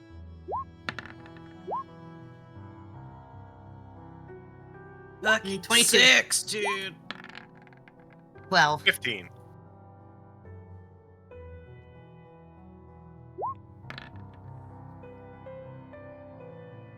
Not one. That is okay. Fact is with- making sure Solomon doesn't pass out this time. With your group's collective checks, it doesn't take you super long to find Odwin, who doesn't take very long to find your group either, as you do admittedly stand out a little bit, especially when you travel in a group in the way that you are. He kind of waves you down, and as you guys approach, he goes, "Oh, couldn't have picked a place a little warmer. Oh, Be glad it's not snowing at the juncture. I'm more worried about the fact that there are people out here. Do we not have a better place we could chat?"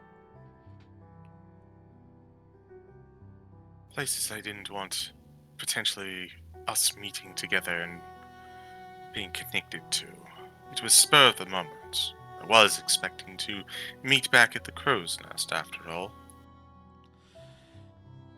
Yeah, I don't conduct business, not proper business in the nest. A lot of curious ears, if you know what I'm saying. We do have one place we can meet, however, it's not the cleanest. I don't care if it's, I don't care how dirty it is. We just need a place where we can talk without being listened to.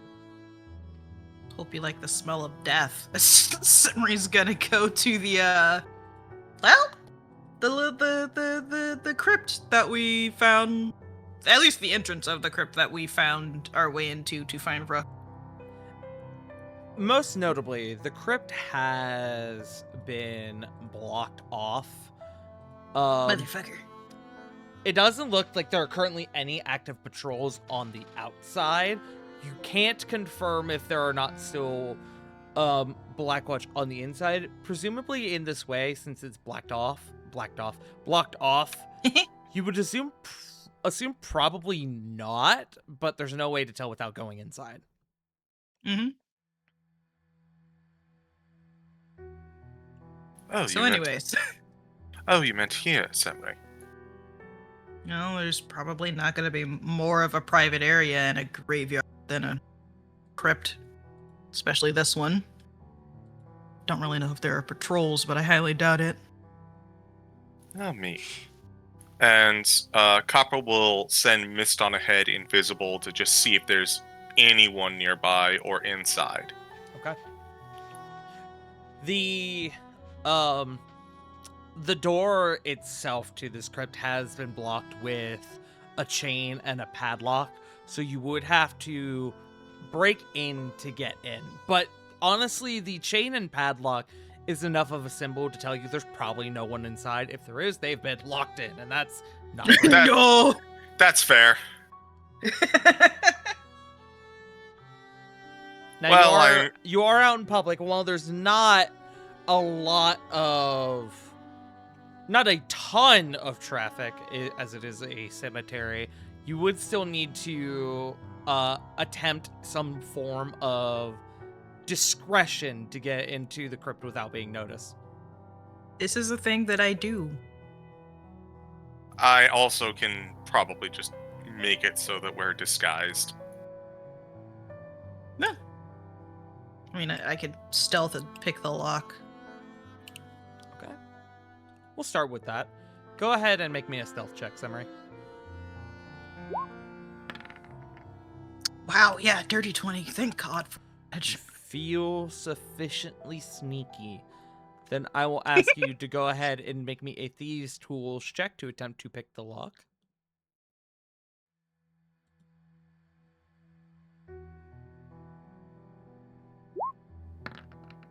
Fuck you, roll 20, but 12. Also, I set this to what it's supposed to be. Roll 20 keeps resetting it. What are you trying to set? Just the Thieves' Tools. Oh. Just roll 20 keeps resetting it to query question mark. I feel like it does that for everything. I don't know why. It's only my tools. Yeah, at least on Simri's sheet. But yes, 12.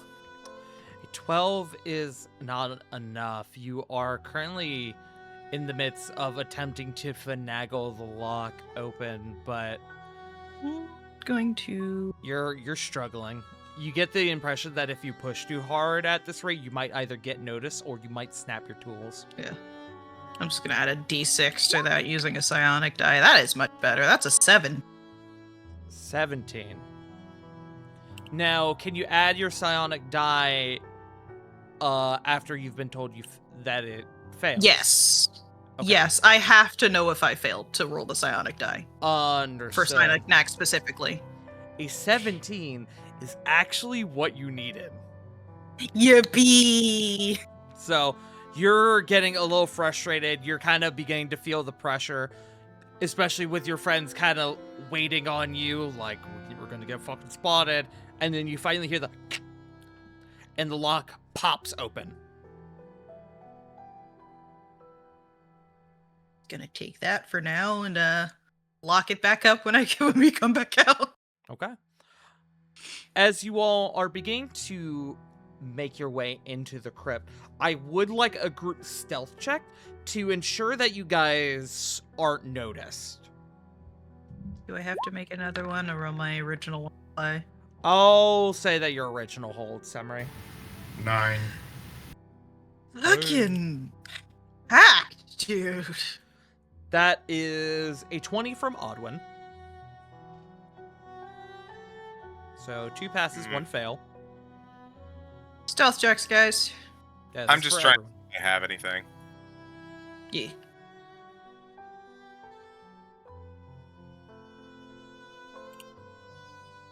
Yeah, not really. Oh. Forgot to change back to... Oh, fuck you, roll 20. I'll burn an inspo on that. Okay. That was almost a 19.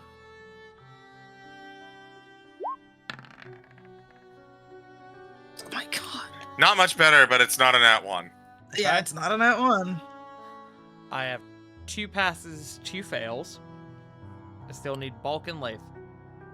And then I'll probably roll for Solomon.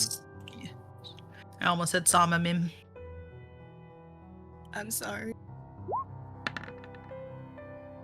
Oh, 6. That is a third Better. failure. Still did better than copper. I can Yeah, do that's what I'm saying. something to help the situation if needed. but Pug. They're setting off fireworks here again. Oh. I have a 22 for you. 22. That is a third pass. So it all comes down to Solomon. The twink. Hooray! Let's see. Hey, let's be real. He looks like he belongs here. He is quite literally a walking corpse. Alrighty. As a sleight of hand. That is sleight of hand. Oh, it was a sleight of hand. I'll reroll. I I'll don't know if reroll. it makes a difference, but still. Yippee. That is a 12. That is a pass. Whew. Yay. Yippee. So, maybe not as graceful as you guys would have intended, but you guys are able to slip into the crypt out of sight without Somebody being slips on the caught. stairs. Emery opens the door and everyone just go, go, go, go, go. Someone hits their toe. Copper goes last, and he uses misty visions to make it look like everything's normal. Thanks. Okay. Thanks, I Dad. Like it. I like it. Okay. Lath bumps into a wall. Just a loud clanging noise of his arm. Hold on, I think I have. Hold on. Small dolphin noises. Someone nearby just goes, "Wow, I didn't know there were wind chimes in the cemetery."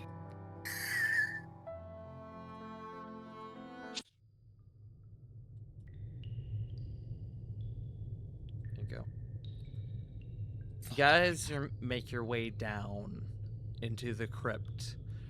It has been some time since your group last ventured into this crypt. The last time you were here, you were on the trail of Rook Ashford, where you found them down here in the deepest levels of this crypt, alongside his creation, the Seraphim, which you guys handled, to say the least. But ultimately, you did have to retreat as the combined assault from Rook as well as the Seraphim proved to be a bit too taxing for you, and you remember your friend Gelman Sonoa being left behind as you guys retreated back to safety. As you guys make your way, you haven't been back down here since you know that the Black Watch have come down here and essentially cleaned the place out for anything suspicious, anything that could be used as evidence, anything that could help in the case against Rook Ashford. But as you guys kind of make your way down that initial opening chamber, Odwin, who is there with you, goes, I mean, I suppose it's better than nothing, but fuck, this is dreary.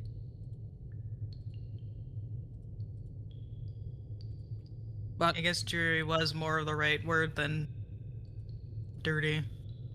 Simri rolls her eyes.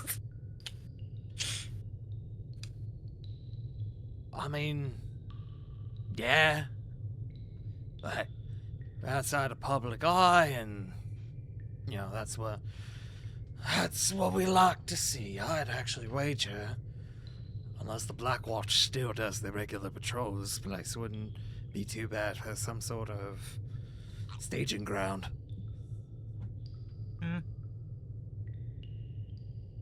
But that's a conversation for later. Why don't we get down to business? So, I have for you quite a hole.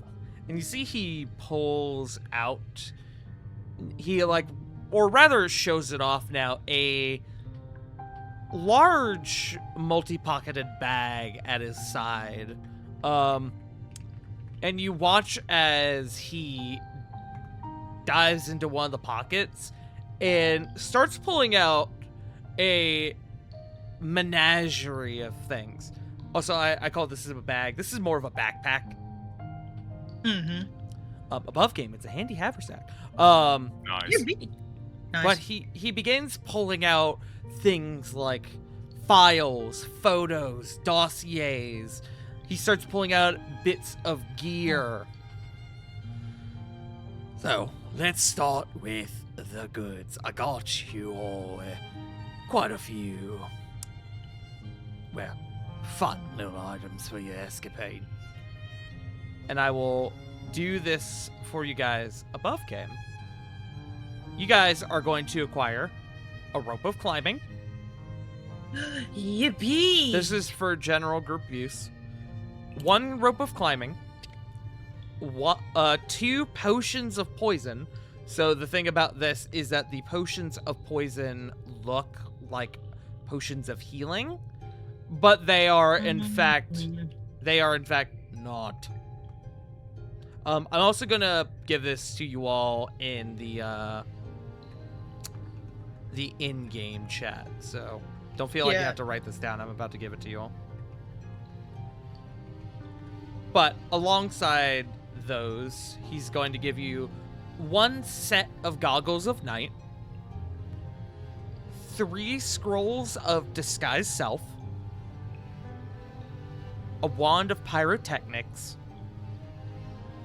2 iron bands of Bolaro, 3 scoundrels beads, and I'll get into what those are here in a moment, Scoundrels. and a like pair of sending stones. Mm. So, let's kind of go through those one at a time. Let's start with the rope of climbing. The rope of climbing is a 60-foot length of silk rope. I'm turning down the music just a smidgen. A 60-foot length of silk rope that weighs 3 pounds and can hold up to 3,000 pounds. If you hold one end of the rope and use an action to speak the command word, the rope animates. As a bonus action, you can command the other end to move toward a destination you choose. That end moves 10 feet on your turn when you first command it, and 10 feet on each of your turns until reaching its destination up to its maximum length away, or until you tell it to stop. You can also tell the rope to fasten itself securely to an object, or to unfasten itself, to tie or to knot or unknot itself, or to coil itself for carrying. If you tell the rope to knot, large knots appear at 1-foot intervals along the rope. While knotted, the rope shortens to a 50-foot length and grants advantage on checks made to climb it. The rope has an AC of 20. At 20 hit points, it regains 1 hit point every 5 minutes as long as it has 1 hit point. If the rope drops to 0 hit points, it is destroyed.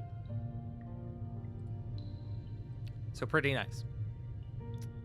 Next, we'll do the goggles of night, which, as you can imagine, is pretty simple. It is a uncommon, wondrous item. It does not require attunement. While you are wearing these dark lenses, you have dark vision out to a range of 60 feet. If you already have dark vision, wearing the goggles increases its range by 60 feet. Then there's the Wand of Pyrotechnics. The wand has 7 charges. While holding it, you can use an action to expend one of its charges and create a harmless burst of multicolored light at a point you can see up to 60 feet away. The burst of light is accompanied by a crackling noise that can be heard up to 300 feet away. The light is as bright as a torch flame, but lasts only a second. And I will give you links to all these, by the way. In fact, why don't I do that now? Hold on. Your rope.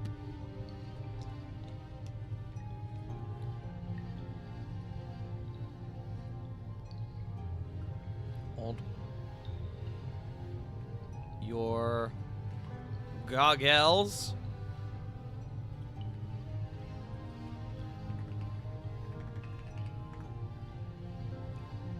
Your wand of pyrotechnics.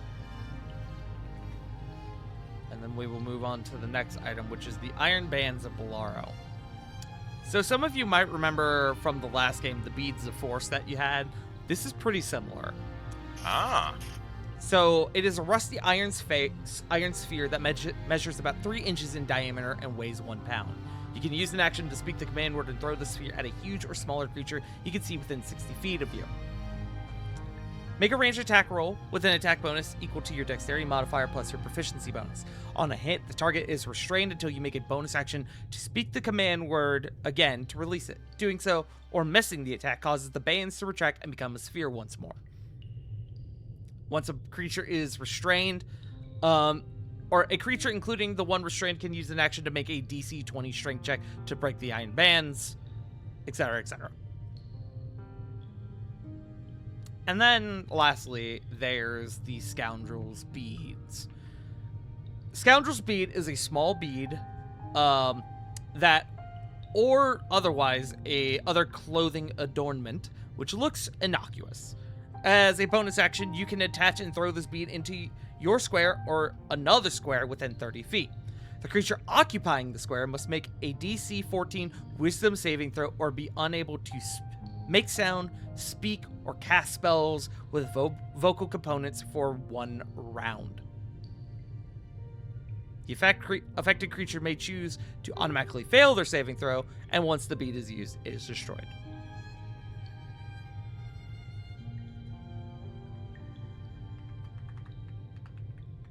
That is what you are given on behalf of Odwin. Definitely a few goodies for you here, and trust me, some of these weren't cheap, so make good use of them.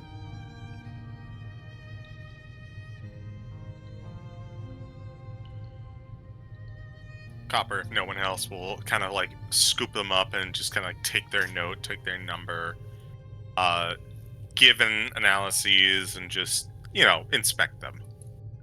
And then stow them away for divvying out later. Some high-end stuff that you acquired. Had to call in a few favors, but I'd wager this will help you with your little adventure. Copper kind of looks to the iron bands. I believe these in particular will be of good use. Subdual was something that we had been discussing, but this certainly makes things much less complicated. A lot of these, I'd wager, will help you if, in the event that you may or may not be spotted. Indeed. Give you a chance to fix things before they get hairy. On that note of things being hairy, perhaps this would be a good time to discuss what obstacles you ran into and the general state of the university.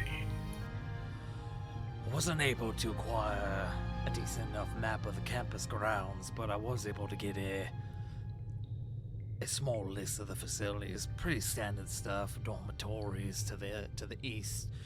They have their own dock and everything. There's the main hall. That's going to be important. We'll get to that there in a moment. We got the chapel. That is going to be where the wedding is held. The primary dining hall, all the study buildings. Most of the buildings on campus are dedicated to their own individual fields. So you got your book learners, and you got your general arcane arts, your nature lovers. You got your theatrics, as I like to call them, but pretty standard stuff. Well, All very I guess I extravagant, all very large. I guess I can give this bit. I can give this bit of information that I learned the other night. There is one entrance I learned of there's a sewer grate we can get into that will take us below the university. Ah, I'm so glad you said that. I was actually going to bring that up. We'll hold on to that little tidbit here for a moment, but you are definitely correct. Now, I got some names for your guest list, but a lot of these, this is a pretty big deal, so a lot of your guests are members of Azrael's inner circle, long-standing members of the Archangel, lieutenants, sergeants, nobles from Blackwall, as well as other places like Rockenberg and, what the fuck is it called? Zarford, Rockford, Frostshire. A lot of places that have some sort of connection. A lot of folks that have connections to the Archangels or Blackwall's, we'll say, best interests. And he throws up air quotes. Mm-hmm. Then, of course, you got your dirty dealers, and it's really, truly a real who's who of all things Archangel, or who's who of all things Underworld. Now, to that end, let's talk about the big fish here. You got the groom. Now, I wasn't able to get a lot of information on the groom, but I was able to get a name. The name for the groom is Alistair. And I will give that to you all here in the Hooch channel.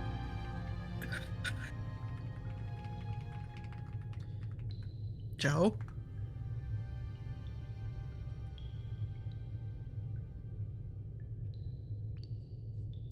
Alistair is the lucky groom, as it were.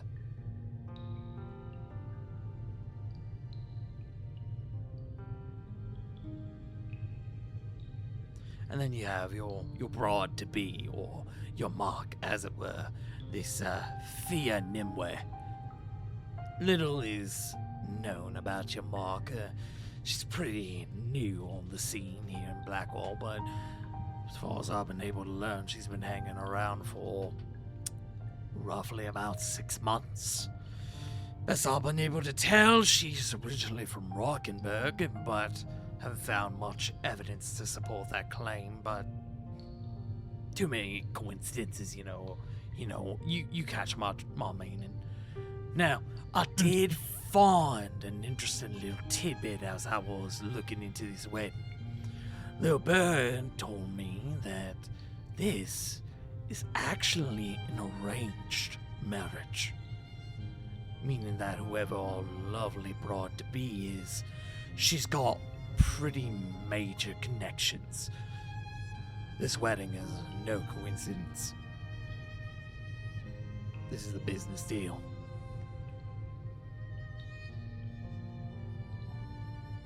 Yeah. That makes sense, given the clientele that you've told us about. The many big wigs from the different towns coming together. Surely they would want to see the deal co-signed and the change in setting in the underworld. Well, Is there any Don't see the. Oh, Go ahead, both of you. Joe, go ahead. Is there any kind of paper trail that could prove that Reichenberg is arranging this marriage with the Archangels? Simri will point at. Go ahead. Go ahead. Oh. Simri will just point at Pack, and then go. I also don't see the anyone in the Archangels getting married for love's sake. So. That's exactly what I was thinking, Cupcake. Now, there is no paper trail per se, but given the recent political climate, it's as good of a guess as any. Tracking Miss Nimue's point of origin, her, well, let's just say her benefactor has been a bit of a challenge. But anyone that's got their toes this deep into Archangel territory, it's got to be a big deal. And Rockenberg is full of big deals. It's as good of a guess as any.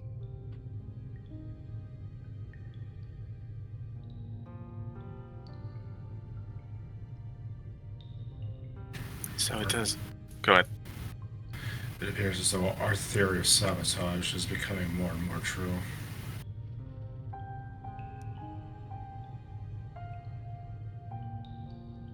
So, with the bride and groom and their motives well set, where does that leave us? Well, I did manage to get a timetable of events for your lovely little wedding.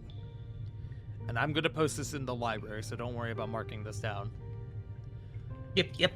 Your timetable is as follows. At 10 a.m., the guests are planning to arrive to this lovely little soiree. At 11, the main ceremony begins. That is to be held in the university chapel. Afterwards, there's a bit of a recess for drinks and photo opportunities, that sort of thing. There's the reception at 1, which is going to be primarily in the dining hall. At 3 o'clock, there's the speeches and the toasts, the formalities and whatnot. At 3:30, the ballroom is going to be hosting the first dance. Then the cake cutting at 3:45. Then the bouquet toss at 4 o'clock. Then at 4:30, general festivities. Again, another little bit of a recess. Then the general party begins after the bouquet toss until about 6 o'clock. Probably pretty rough estimate for when the bride and groom are to depart. So, in short, you got 8 hours to make sure this goes down.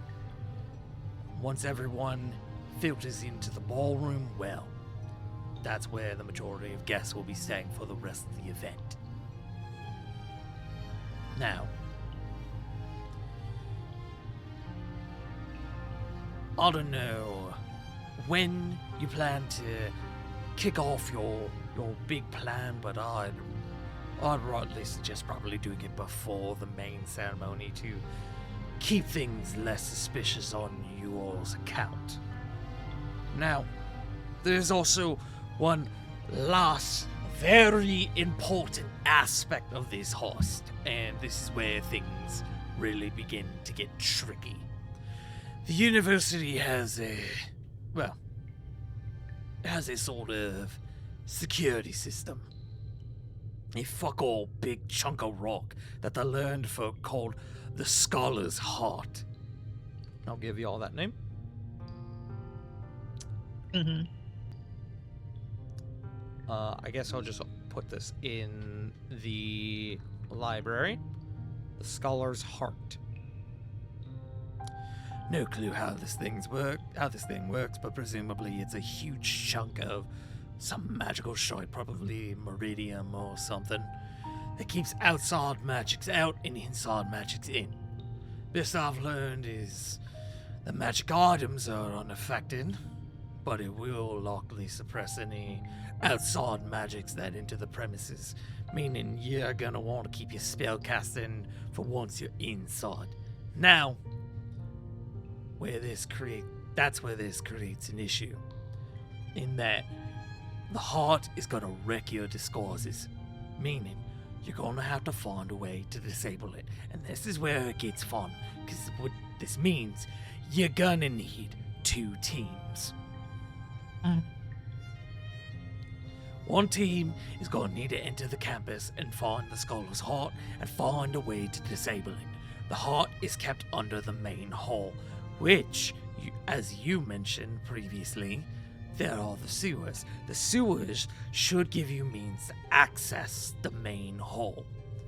There's no telling how long the heart will stay down for, so I'd recommend going in as close as to when the guests should arrive as possible. Once the heart is down, Team 1 will need to stay with it to make sure it stays down, and to make sure your way out is secure. Your other team is going to need to infiltrate the wedding and find your mark. Getting in shouldn't be a problem as long as the heart is disabled. More on that in a moment. Your bride is going to be getting ready for the big day inside the chapel's bishop's office. That would be Bishop Theon Kit. And I'll give you all of that Mhm. name.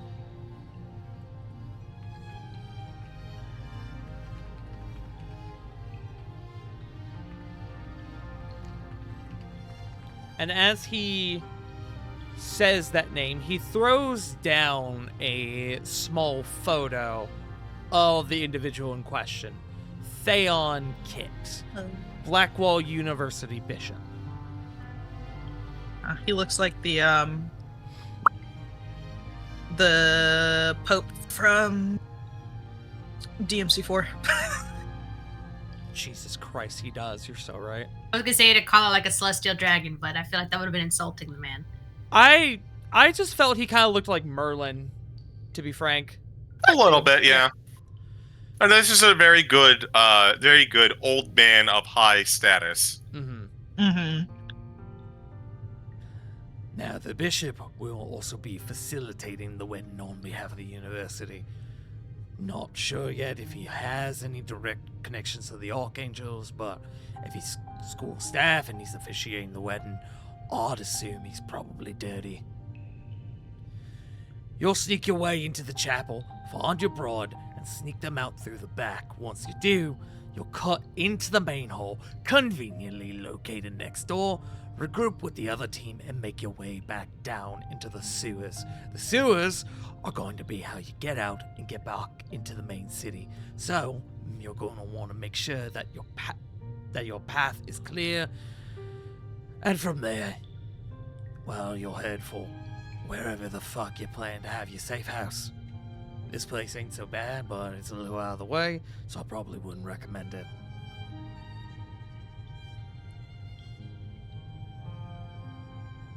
We'll discuss exactly where we will have them stored in a little bit. I wish to circle back onto the time of acquisition. Unless you had more for us. I've got some more for you, yeah, but if you got questions, I can answer. No. This is more theorizing at the moment. Opportune times and moments. We'll continue so that we have all the cards when we begin our discussions. Well, as previously mentioned, one team is going to need to infiltrate the wedding. Your team that is going to infiltrate the wedding is going to need a cover. The Archangels have a strict guest list, meaning you're going to have to swap an invitation. Luckily for you, I've got just the mark. And he's going to throw down another photo on the table. This is Rupert Callisto.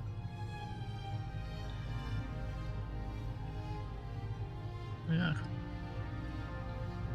That is a mark if I have ever seen one. that is the number. If anyone I hear just shouting in the street says, "My pocket full of gold is gone," that is First exactly name the Jingle, person. last name Moneybags.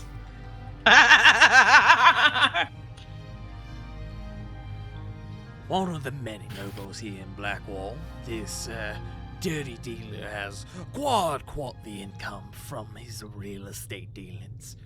More notably, Rupert likes to lease his properties out to the Archangels. You might have heard about the warehouse that the Blackwall busted recently. That was one of his. Above game, that warehouse is the one that you guys Oh. Imagine Oh, we're- everyone looks at each other. Oh, Like, we're oh, just wow, making that's this man's life terrible, and he has no idea that we exist. Mm-hmm. Now, Mr. Callisto is on the guest list. However, one of my guys reported that he was actually seen leaving town just this morning. This gives you the opportunity to sneak into his home, find his invitation, and, borrow it. And there's a shit-eating smile that crosses Odwin's face. Looks at Copper. Once you acquire it, one of you will then need to pose as Mr. Callisto, with the others on the team posting as his entourage, bodyguards, newest arm candy, whatever strikes your fancy. As long as you're with Mr. Callisto, you should have a cover. I still wouldn't recommend going as yourselves, though. Not happening. No. This is. Balk just scratches his neck. Balku is putting away the tiny little hat he bought for himself and the tiny little, like... Cat and little mustache. Yeah. Aw. No. He's just a cat with a mustache, guys. Yeah. It is me, evil Balk. It's the Sheriff of Nottingham, yeah. So, yeah, kinda. So Copper kind of takes a look at the photograph. He kind of looks around a little bit. Would be an excellent idea to steal some of his clothes while at it. And you see as he begins to morph his hand a little bit by casting Alter Self. He's not going to do his full person. He probably could, but he's just going to do like a bit of the hand so it resembles the photograph. That should be easy enough to replicate. I think I can do. And he looks at the picture. Slimy. Also, Yeah. I believe Joe's internet died, so No. she'll be back here momentarily. Oh dear. He looks aggressively sweet. Yoo-hoo! Big summer blowout! Bro looks like he talks like Morshu. We are dunking on this man, and I'm fully okay with doing that until Joe We're comes dunking back. on him as we already ruined his life with his fucking warehouse. Meanwhile, flash cut to this man in his home. Yes, all the money that I took from those bribes are going straight into the orphanage. Soon I'll be able to make sure that those young tykes have a good future. Turns out he's actually a really stand-up guy. But Is that Yeah. he's just accidentally our cabbage merchant? We are just doomed to fuck with him the entire campaign. He looks like a cabbage. he looks Yeah. like cabbage. He has the shape. Yeah. And the green. You leave this innocent, possibly innocent rotund man alone. Odwin looks at you, Copper, seeing as what you've done. I don't know, Leif, you can ask. Copper, Odwin looks at you, seeing at what you've just done, and goes, Well, I'd rather guess you just volunteered, didn't you? Master Odwin, I believe I volunteered the moment that we had a discussion and the abduction was planned. My No, disguise. he doesn't talk like that. He talks more like, "Oh, look at me! Offensively British.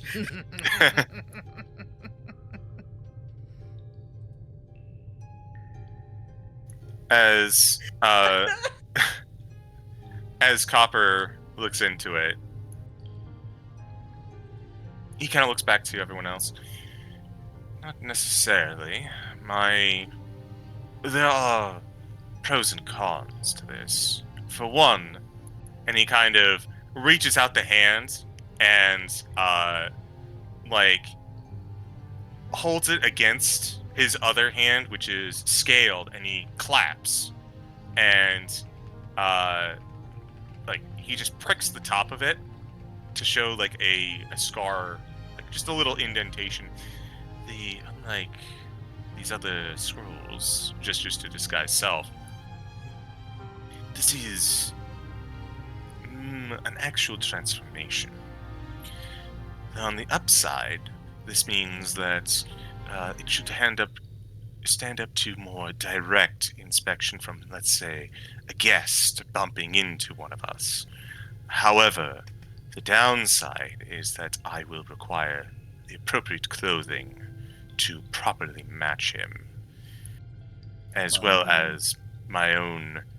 I will need to focus on the spell, unlike gestures to the scrolls. So there are merits to me not taking the lead. I'd wager you should likely help yourself to your pick of clothing when you break into his lot. Then Yeah, getting the clothes is the easy part.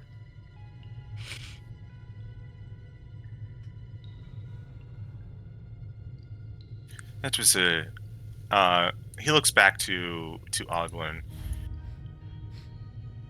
Now this Rupert is out of town. Do you know why, by any chance? couldn't tell you. I've had one of my guys watching his house for some time now, as well as a couple others watching a couple other houses, seeing if anyone was a good enough mark. And well, one thing led to another. Though he did report that he did seem pretty pleased with himself. Couldn't tell you why. That is critical information, actually. Or if someone was leaving out of fear instead, that would denote a problem. But if they are pleased, a success, more vulnerable and less likely for the Archangels to, I don't know, cut him out at the last minute.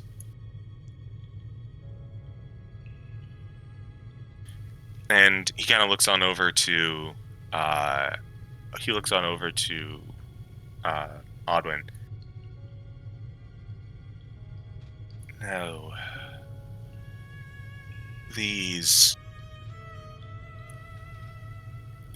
what else do we know about the guests and the situation that the infiltration is going to have to deal with?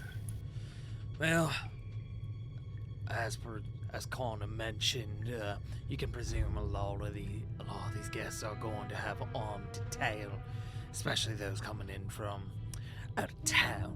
Those who do not reckon themselves as the fighting types. But that's more or less just a formality. It's an Archangel wedding. You presume everyone's going to be ready to start swinging if something were to happen, rival gangs and whatnot. But you can presume that sort of thing ain't planning to happen since everyone's scared shit of the Archangels. But presume there is not a single person in that building without a body count. And I don't mean the sexy kind. I'm just imagining like raising a hand and then lower again. Never mind. As many as an instrument. Instrument.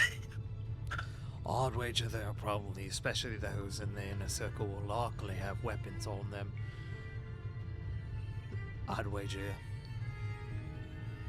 most, if not all, of the guests are going to be expected to turn in any components, arcane focuses, weapons, that sort of thing, and leave the armed folks to those closest to Azrael. Check your weapons at the door. Exactly. Shouldn't be a problem for those of you looking to infiltrate via other means. Simri just finger guns. Now, if you're slick enough, you might be able to get something small through the door. Maybe a dagger or, I don't know, something, an improvised weapon, something you can use and, you know, like turn your ring around, you know, that sort of thing. But otherwise, I wouldn't expect anything big and heavy to make their way through. So, a big man. Looking at you, Bulk. Sorry, Bulk. Bulk just looks down. What are they gonna do? Keep me behind the table? That's not.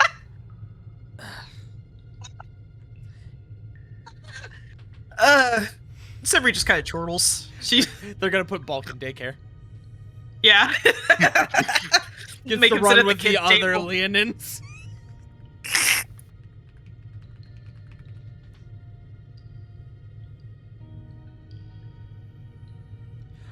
Would some folks like to kind of recap Joe with what has been discussed?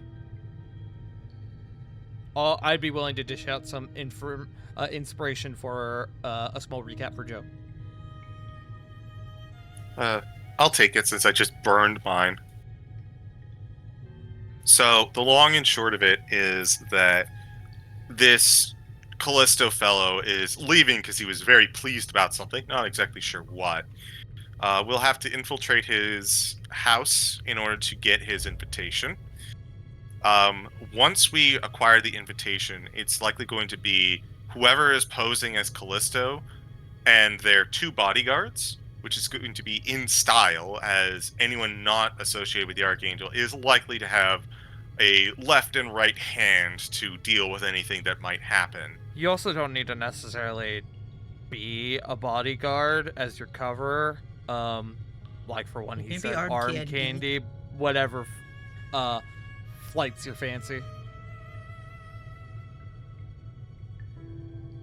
But continue, CJ. I'm trying to remember exactly like the full breadth of what we talked about. So it is going to be like after we acquire this guy's stuff, make our way in.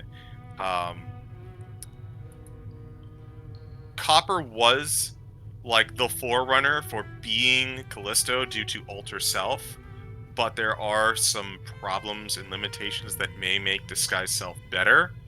The long and short of it is Alter Self, need the clothes, can stand up to physical scrutiny, can't,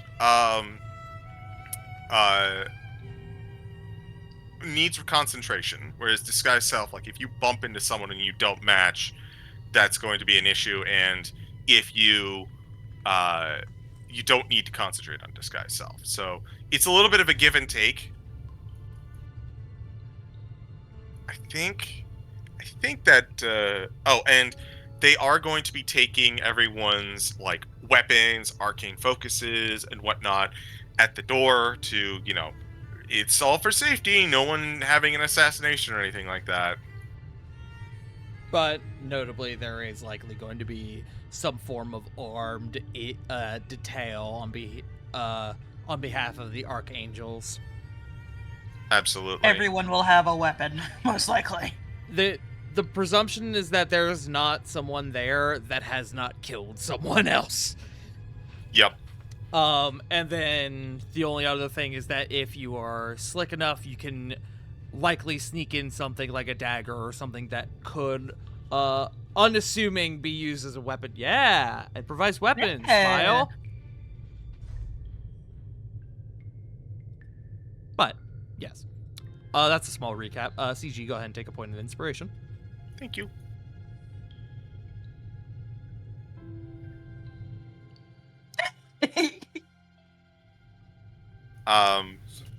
So what I'm hearing is Pax should not be at the wedding.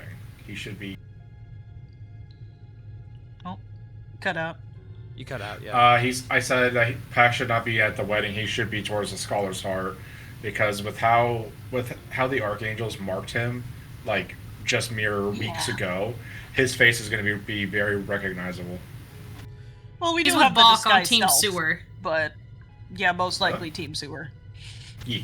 There is also, in what one of the items you got was a number of scrolls of Disguise Self.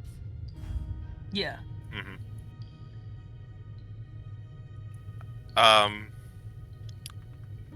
does Odwin have more info to give us before we start asking? No. If you have questions for him, or if you need to ask me stuff above game, now is kind of the open table discussion. Okay. Before we start asking questions, Simri will bring out the poison that Adder gave her last night. This is a gift from someone I work with. This is the only thing I have currently that I can use that could knock out fear. I'd wager you Well, could I mean- probably slip that in pretty easily. You keep it hidden. Maybe get you one of those little leg straps. Keep it hidden under your dress. Simri looks at her Down, pants boy. that has several of those. What's up, punk? Down, boy. You just hear it from Balk. Alright, bugger all. Fucking trying to be actually helpful. Yeah, They Simri call looks me the at her Hound, pants. not Horn Dog. Shit, mate.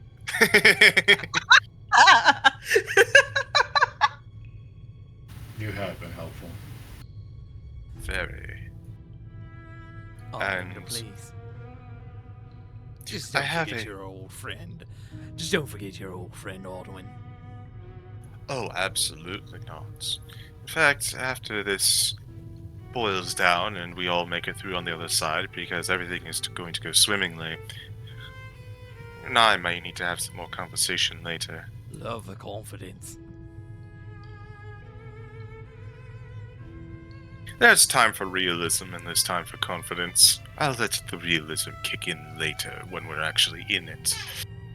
But for now, I do have a question for you.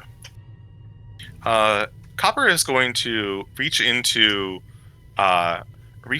his robe, and pulling out from a little chain, he is going to produce a ring. One that several of you have seen before. And he's going to hold it up.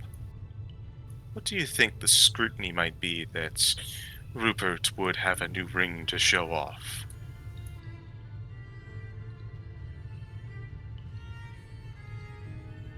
Would it fall under the, oh, a ring could be dangerous, it could be magical and need to be tucked away, or, oh, it's gaudy and fits their fashion? It absolutely makes sense. It also depends on if they have any detection going. Describe the ring for me. Oh, what would the ring be? I think the ring would be, a traditional like steel band, or not steel, but like metal band. But in the stone part is a rather impressive pearl of, I believe that pearls can be blue, but I could be wrong. It looks rather exquisite, and but it does seem like it's like the ring itself has been a little worn with time. There are carvings along the left and right side that you can more feel than see at a glance. Were you to rub your hand over it, you could feel the indentation of perhaps writing. This would be, I believe, in Primordial. But due to the age, a lot of the words have faded.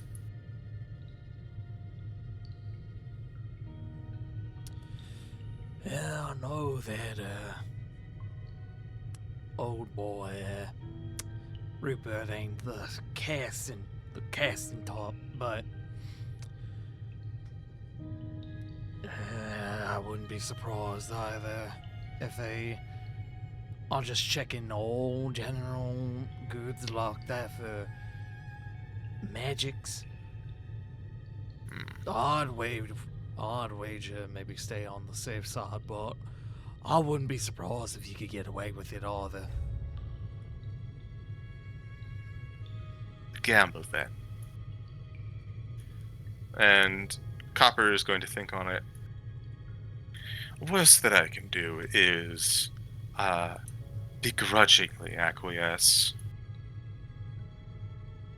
Might be worth a thought. Should it pass, I should be able to manage my magical capabilities in the worst of situations. But that is my first question. I have a follow-up, but... And he's just going to look to see if... He's just kind of... Excuse me. Getting a gauge on if anyone has anything else to ask this man. Nope. Okay.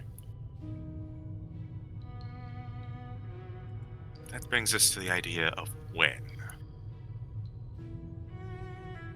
And he's going to go over... Copper's going to bring up the list of the play-by-play of when to grab. Now, we have a few options of when, but there are pros and cons, naturally. First, my initial thought was that we could grab her while she is getting into the bridal gown. That would be the time that she is most isolated during the whole event, save for when the bride and groom depart, which I would not want to take the gamble on.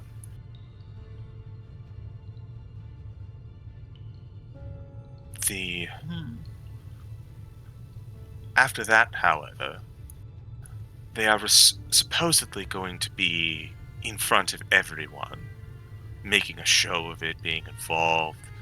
First dance, the cake cutting, the bouquet toss. If we do not grab them initially, we'll have our best chance to grab them during the general festivities. It would be easy to excuse them as needing to do something to at least alleviate suspicion, but more than that, focus would be taken off the bride. Up until then, they are going to be heavily watched by the entirety of the assembled guests.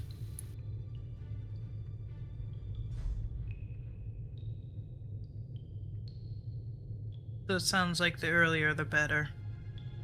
Possibly, but that comes with its own risk.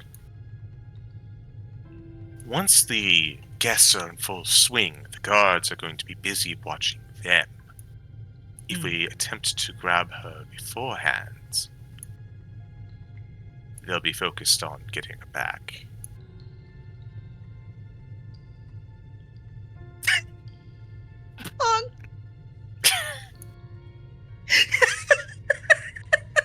Pug, that's really fucking funny. He's just got in this whole thing, not knowing what the fuck we're talking I love about. the idea of Bog in the midst of us going, By the way, what's a wedding? What The fuck is this?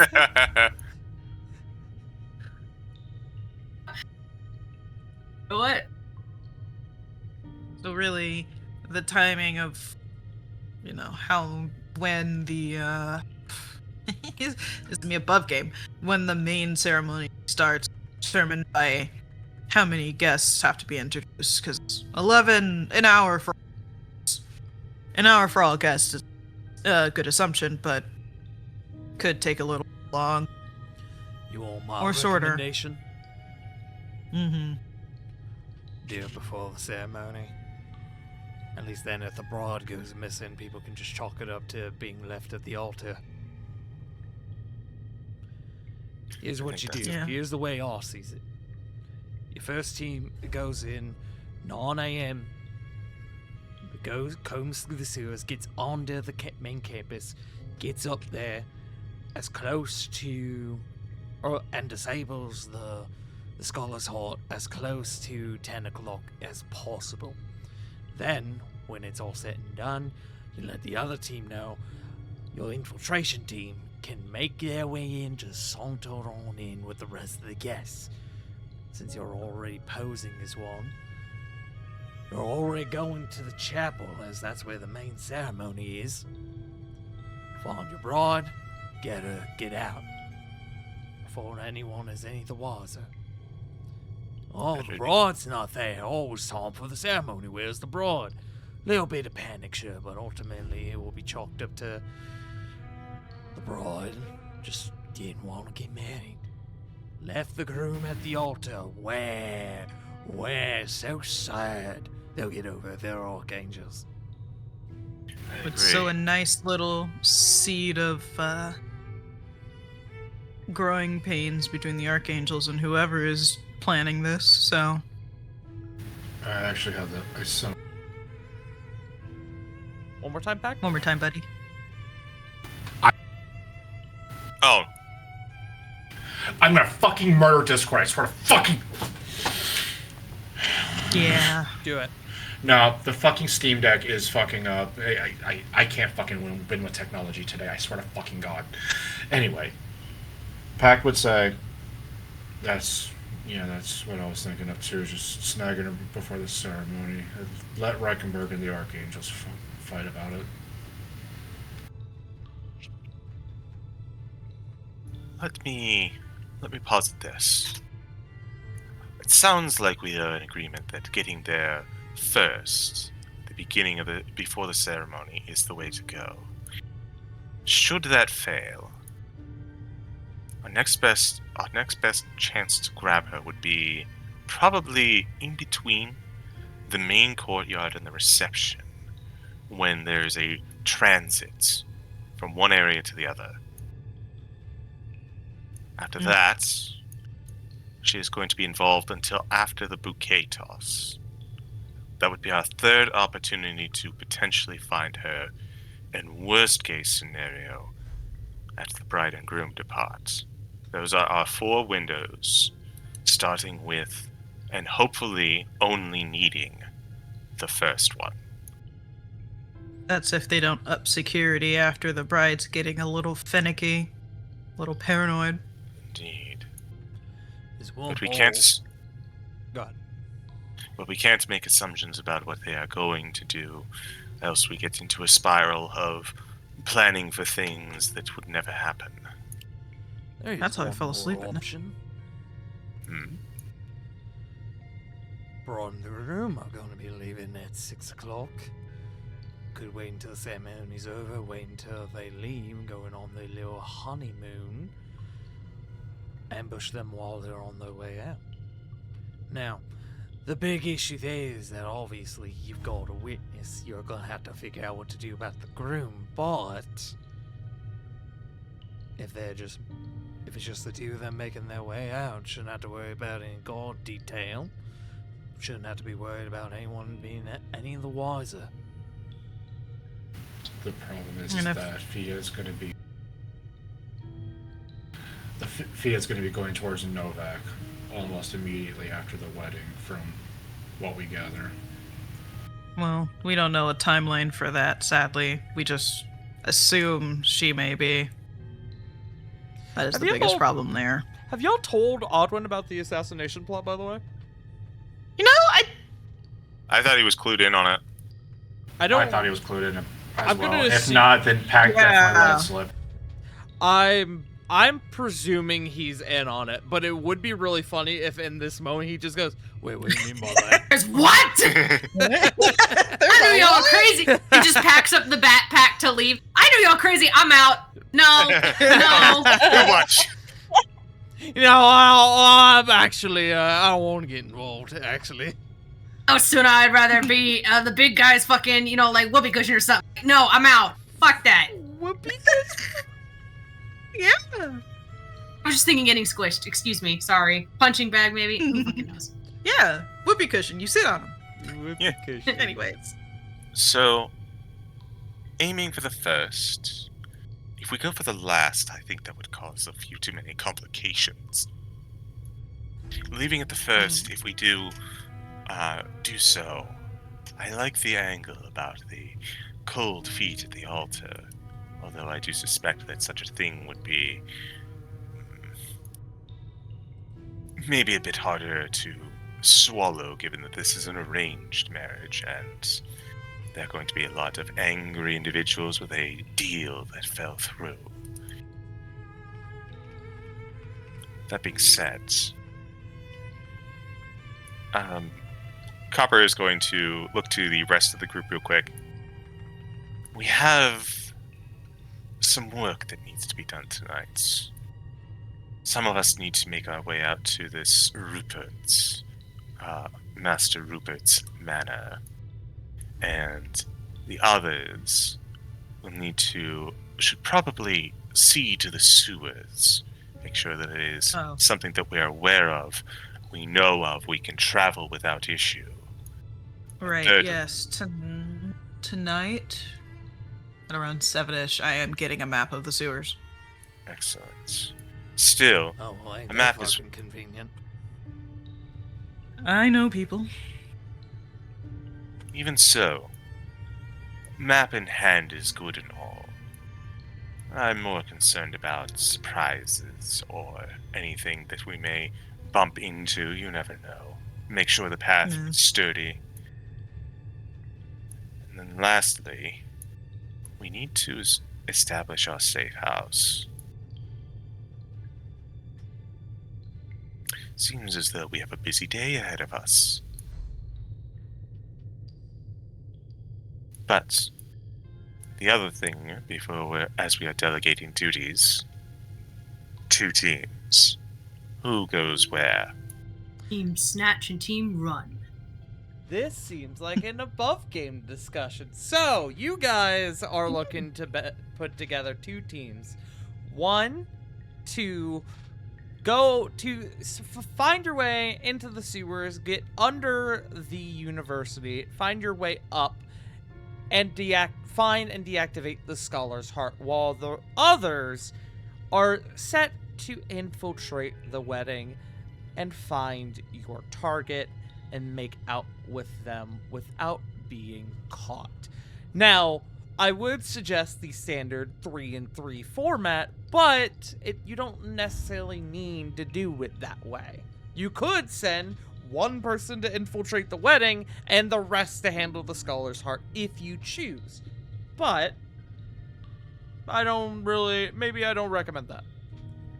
Yeah, no, that wouldn't be a good idea. So, realistically, I have to imagine, based on our situation, Copper has to be in the infiltration team. Like, I was kind of thinking maybe Solomon, but who knows what could happen to him. the fact that not only can I shapeshift, and the fact that I can shapeshift, the fact that I might be able to get my Arcana focus through customs, and also the fact that I'm the fucking face. Yeah. So, what's everyone else thinking? I've been talking a while. I need some water. Like I mentioned earlier, I think Pat would be more suited for the Scholar's Heart aspect. Team Run. Yeah, Team Run. Copper's on Team Snatch. And you guys can sort of soft finalize your groups now, but I will tell you, until the day of the wedding, until you guys are go mode, you can swap this up however you see fit.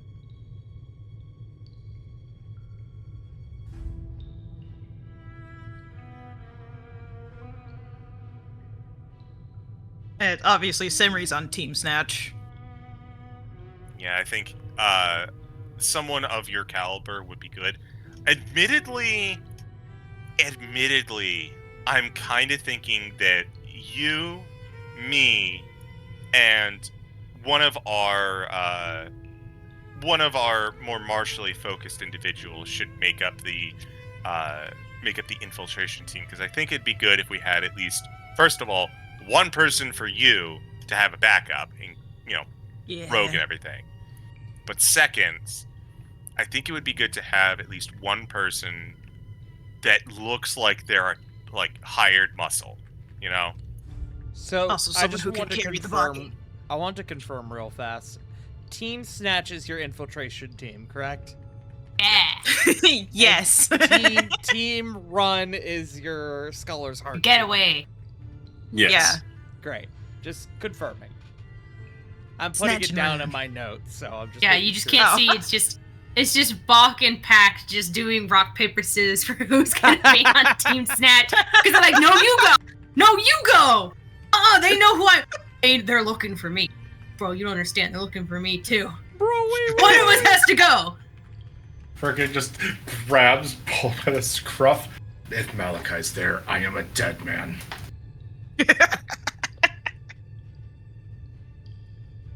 You know what? I got you, even in character. Oh I'm no. I'm excited to hear that. River, what are your thoughts? I'm good with it. My only thought was like Lath could maybe charm his way. That is true. He would look good, gussied up and chatting with folks. He'd fit in. What I forget. what capabilities do you have for charming people, by the way? Don't you have charm? I believe you do have Charm Person. Yeah, I have charm person. Yeah. Okay. Okay, I was like, I'm pretty sure you have charm person. I I also wasn't- have the calm emotions. Mm-hmm. Now, it should be noted, previously stated, they are going to be checking things like arcane focuses and such. So, you're going to have to come up with either a good excuse as to why you have it, or you're going to have to find a way to hide it. Just something of note.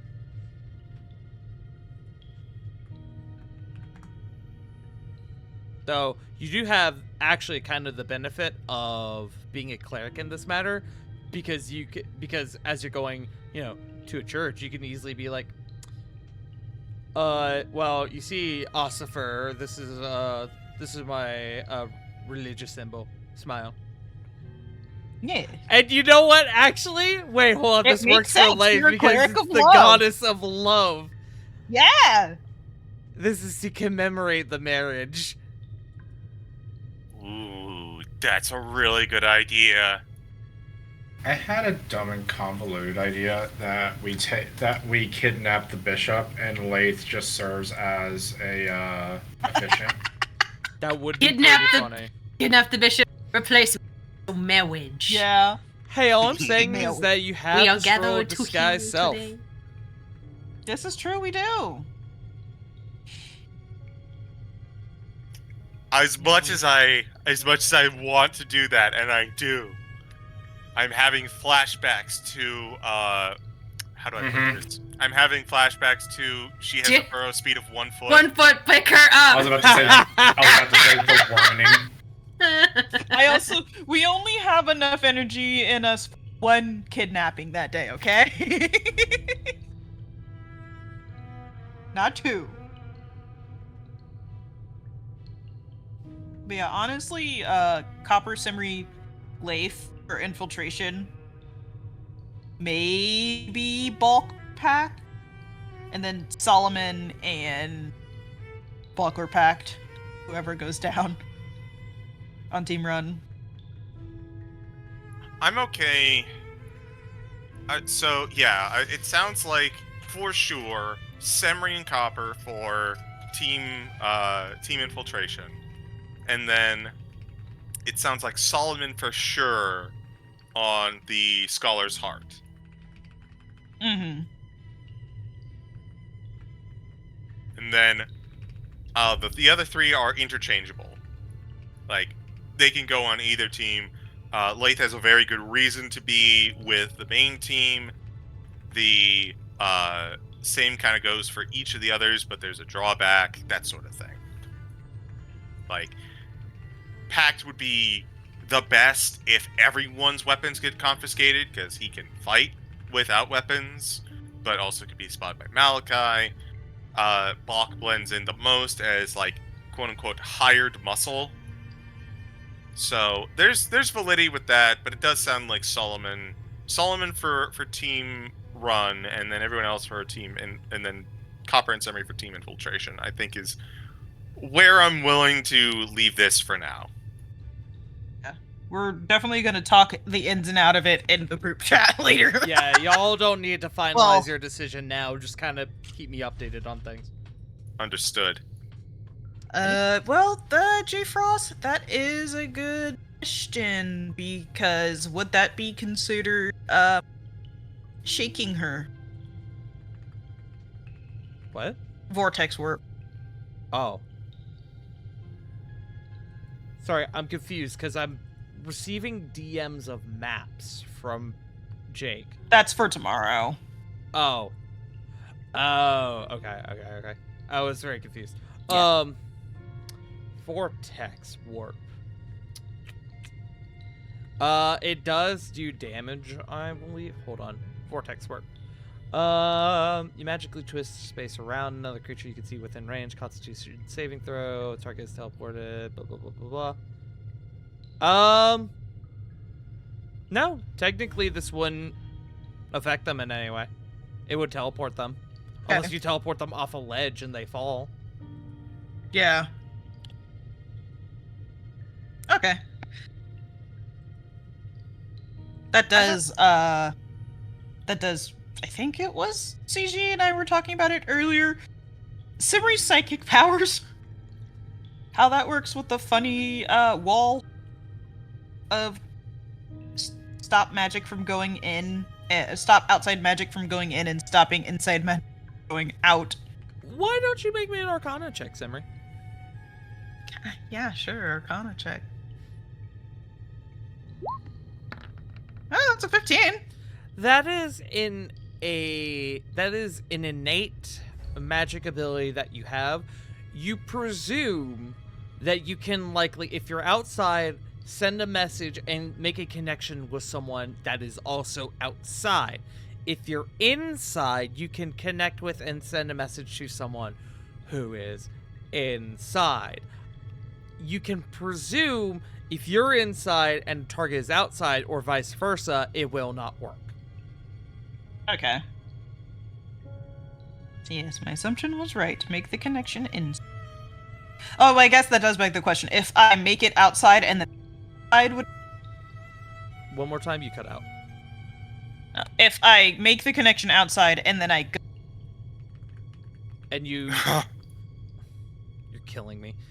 If you go outside and what? If I make the connection outside and then I go inside. Oh my god! Score! What Cut the- out after inside. Then I go inside, it cut out. That was it. No, that's the question. Oh. Will it drop off or will it continue? I assumed there was more. You No. can presume it will drop off. Okay. I kept expecting there to be like a second half to that scenario you were throwing, and I was just making you repeat it for no reason. Yeah.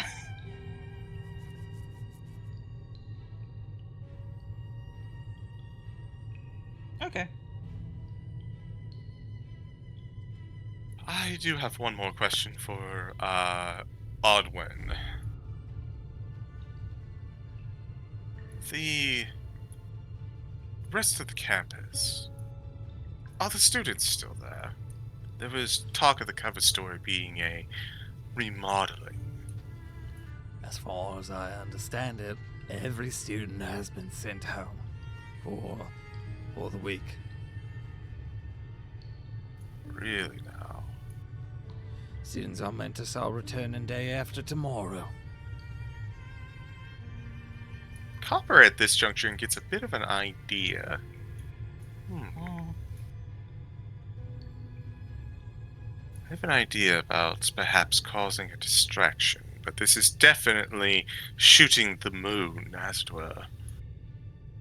And the twins don't like that very much. If we could somehow make the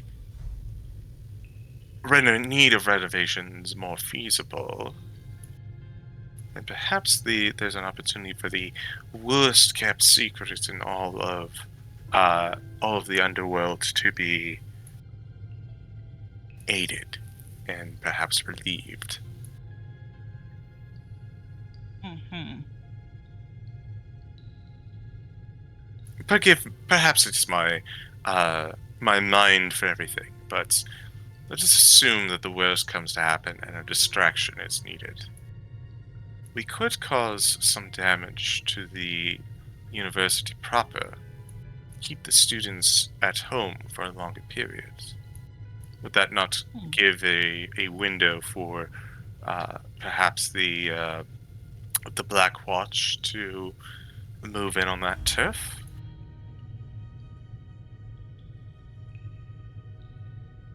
I mean, you could. Hmm. I don't know how well it'd turn out, considering how, let's just say, volatile are between the two factions. You'd likely be risking an all-out conflict, or at least some form of bloodshed.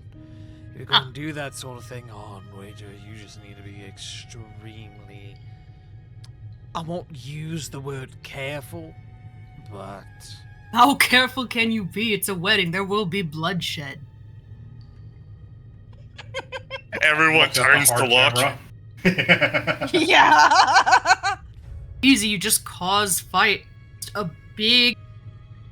Make the fight a bit more big. It's a wedding. Bulk, what do you think a wedding is?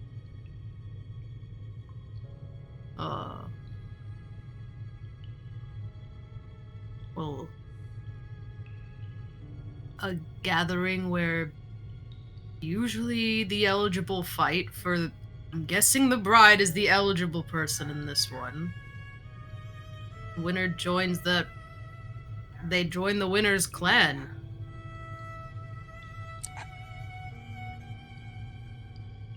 So I don't know if it's a brawl or maybe brackets. Nope, not this one, buddy. Not with this one. Later on tonight, we can go over what, I guess, traditional ceremonies are for, I guess, humanoids. It's not as complicated as it looks, but it's just... It And he kinda sounds just, like, complicated. What the fuck is a cake for? It's just boring. I can explain it later. I mean, a He feast says has to have it's like- something, but you need more than cake. Especially after a You will fight. see Pact just like have a very essentially have an Excalibur face going on right now. He does not. Odwin, He's not in the best of moods. Odwin looks beside himself. I'm glad you're having fun.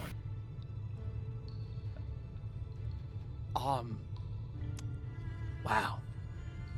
That's all I can really say. It's just wow. I was wondering why it was in such a fancy indoorish place. It seems like a lot of things could get broken. I mean, really, that Yep. depends on how the reception goes, but that's for... Again, I thought that was the meeting grounds for the fight. Odwin smacks the table. There is no fight. Damn it! I'm just imagining Bob. How the hell do y'all asking all- join clans or families? Yeah, CG? I'm just ahead. imagining Bulk asking all of these questions and then, Pact or someone slowly pushing him off screen. Definitely Pact, just Yeah. constantly Come on. pushing.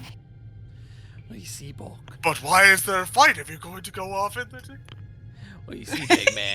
When a Wow, these people mommy are dressed really archangel and a ornately. daddy archangel love each other very much.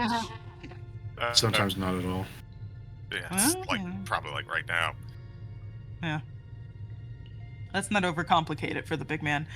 Fucking hell. I just came to a realization. We have You also not heard don't know from what you a in a wedding bit. is? Because if so, I'm going to throw myself out. I don't know. Off the wall. I thought that's why you wanted me on Team Snatch. I thought I would give the best fight. Poke thought he was fighting for the bride. Not for the bride. I was gonna not win. Hopefully, I would have things to explain. I would have things to explain, but I figured put it up enough for a show. Onward visibly puts his head in his hands. Buddy, Falk, you Welcome can to stop my thinking about it. It's okay. Literally looking and just going, oh, believe me, it's gonna get worse. As he goes to like sit down, just kind of huffing. Just tell me when you need me to grab someone or throw something. You wanted to fight so bad. He wanted to fight. Embarrassed Tiger Man. It's been so long. Balk needs to punch something. But yeah, You had something? Simri goes, has anybody seen or heard from Q? That's a good question. Oh yeah, you all are missing someone.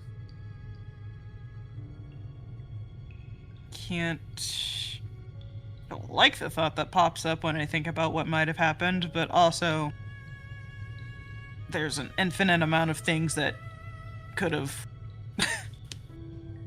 That's fair. Then, how about this? We have planning to do and several things to do this evening. Unless we have any more questions for Master Odwin, I think it would be best to depart for now, check everything and make sure it's prepped for tomorrow, as well as find out what has happened to our missing associates. Alrighty. I just assumed he had business to deal with. Yeah. If you need anything else from me, And he's going to slide forward a scroll case. write me a letter, and it will find its way to me. You only get the one, though, so make it count. Yoinking that shit. Make sure you sign my name at the top, otherwise it's gonna go to some other poor schmuck named Odwin, and you don't want that. Okay, Not but there that only I've has to met be a- like. Not that I've met a lot of Odwins, but it would be really unfortunate. Yeah, I was about to say there's probably only like maybe 6 other. For all intents and purposes, please, in the group inventory, put 1 scroll of miraculous mail. Wiley's favorite distraction item.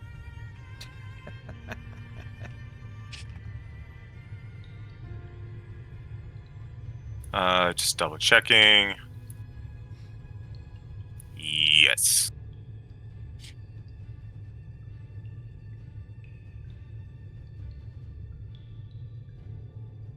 So, Carpa will take it, and it's just like, all right then, Odwin. AUD or just AD? You know what, just give me the fucking paper. No. Please answer him. I'm going somewhere with this. Pre addresses it to himself just to make sure. yeah. ADWRN. Thank you. Whenever I hear a name, I always get it wrong the first time. I don't know why.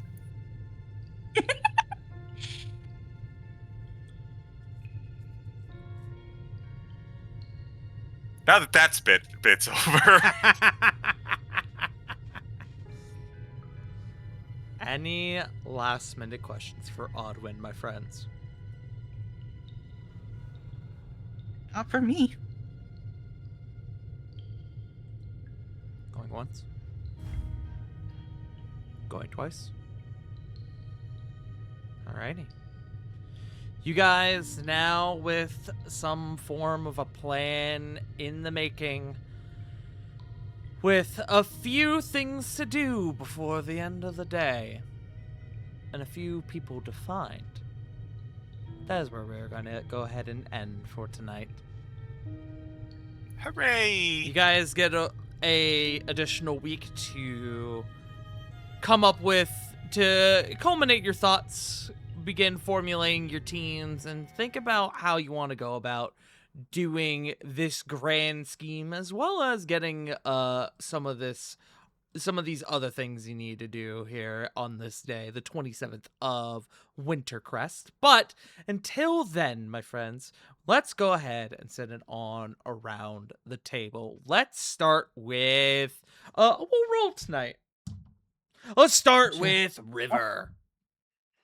That's me. That's you. You can find me over at twitch.tv/WickedRiver97. I am hella busy this month. It just being gay month, doing gay shit, out doing gay crimes, you know. Gay, kicking them. Exactly. But I'll eventually Standard Time. I'll eventually come back to streaming. Eventually, when I have time. Am I just Maybe. tossing it to someone? Or are you rolling for it? Or Toss it to J Frost. Toss it to J Frost. Oh, Frost. Hello, friends. Twitch, Twitter, JFrost747. Find me here on this lovely channel with all these wonderful beans for the continuation of this amazing campaign. Hopefully you'll find me soon enough on this same channel for our Rascals and Ravnica to return, and find me as well for the fun of Festive Fantasy. Come on. It's bad. Yeah. Back again. But It's that's bad, everything. dude. That's everything for me. Bun. Oh, I've been called out. Hello, I am the Bun, also known as the Flustered Bun. You can find me in places like Blue Sky, Ko-Fi, YouTube, TikTok, Tumblr, most places. Because if you're an artist, bleh, words hard. You also need to be a social media manager. Ko-Fi and Blue Sky are my main places. Ko-Fi currently has a 50% off sale for all shop items. Code is Pride50, all caps. And this coming Tuesday, you will find me back at Tara for the finale of Death to Zariel, where I lived, bitch! And then who knows where I'm gonna be after that. Truly. I have a doctor's dentist appointment tomorrow for my root canal consultations. I'm anxious. You be punk. Ah! Hi, I play Bach. The totally not just muscle-headed boy. He's a sweet boy, I promise. He did full on think, though, it was a battle for a bride.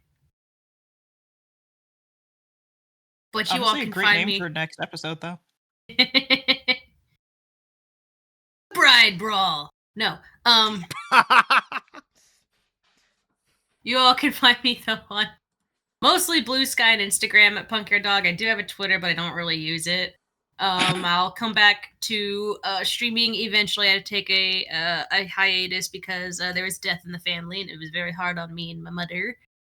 But I'll be back eventually. I'm most active on Blue Sky though about that kind of thing. So follow me there or Twitch at Punk Your Dog. Who has it gone? CG. Or Joe. Go! You can find me flooring and just flabbergasting. Haza is my name with my random bullshit Saturday for Festive Fantasy 6. I had a silly little anecdote, but I'm too upset right now, so I'm gonna throw it on over to CG. Hi, I'm the CG. I do the running of the Festive Fantasy. It's going to be a lot of fun. Be sure to tune in this Saturday, not this Friday. We had to do it this Friday as an odd one out. It's going to be Saturday. Rest going. Tardy got a glimpse of the two super bosses that they are going to have to contend with this year. Good luck to them. Yippee! You're wow, welcome. CG, how come your campaign gets 2 super bosses? Don't He's you trying know? to kill you. I don't think that's a good thing. I have the power of God and all deck on my side. Don't you know, Tart opens up your book. Here's the DM. And here's a picture of me, the cooler DM. Whoa. He's right. Fuck, he got you with that. I'm just imagining CG with just wraparound shirts. But that's it for me. Let me hand it over to the cooler DM, Farting Dart. Oh, they can get Whoa, whoa, cooler? whoa. I'm getting mixed signals now. 20% cooler.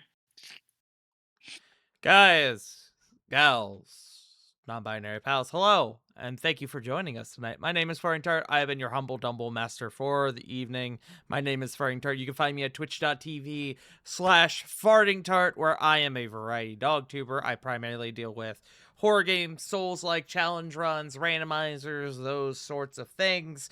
Currently, I'm in the midst of the Valkyrie mod for Resident Evil 4, which is a separate ways difficulty mod. Is very man, it's fun.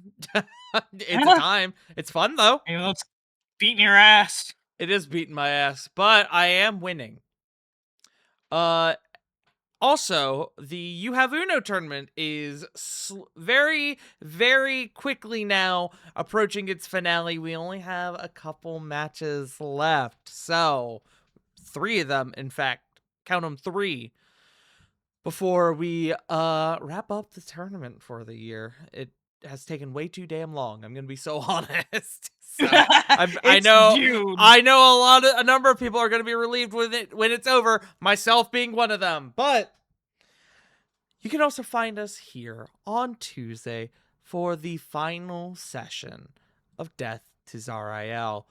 With the Archdevil slain, there is now only the matter of fixing what has been done to the city of El Terrell, pulling it out from the first layer of the Nine Hells of Avernus, and seeing where our heroes go from there. So tune in to the end of our little miniature journey. And then be on the lookout for about 2 weeks from tomorrow, where we have the return back to the Rascals in Ravnica. Yippee! I'm back, bitches. Hello. Joke's on you, rips the photo of me off. Joke's on you, the cooler DM was actually the Frenchman! No, It's I Shane. can't Do compete that with to his us. chin. And then he comes in and he goes, oui, baguette. But Yeah. I had a bit, but you fucking just took the wind right out of me. Jake walks in and he goes, well, off to visit your mother. but Anyways. with that, we're going to get out of here. We're going to raid Wiley, who is going to be there at that last episode of Death to Zariel. Thank you all so much for And joining us in tonight. We will be back Rascals and again Ravnica. next week, and Rascals and Ravnica. Join us again next week on Sunday for another episode of Sins of the Blood. Thank you all so much for joining us. We love you all so, so very much. And remember, as always, Black Lives Matter, trans rights are human rights. You're loved, you're valid. And no one's told you today, you fucking matter. We love y'all. We'll see you all next time. Bye! Laters.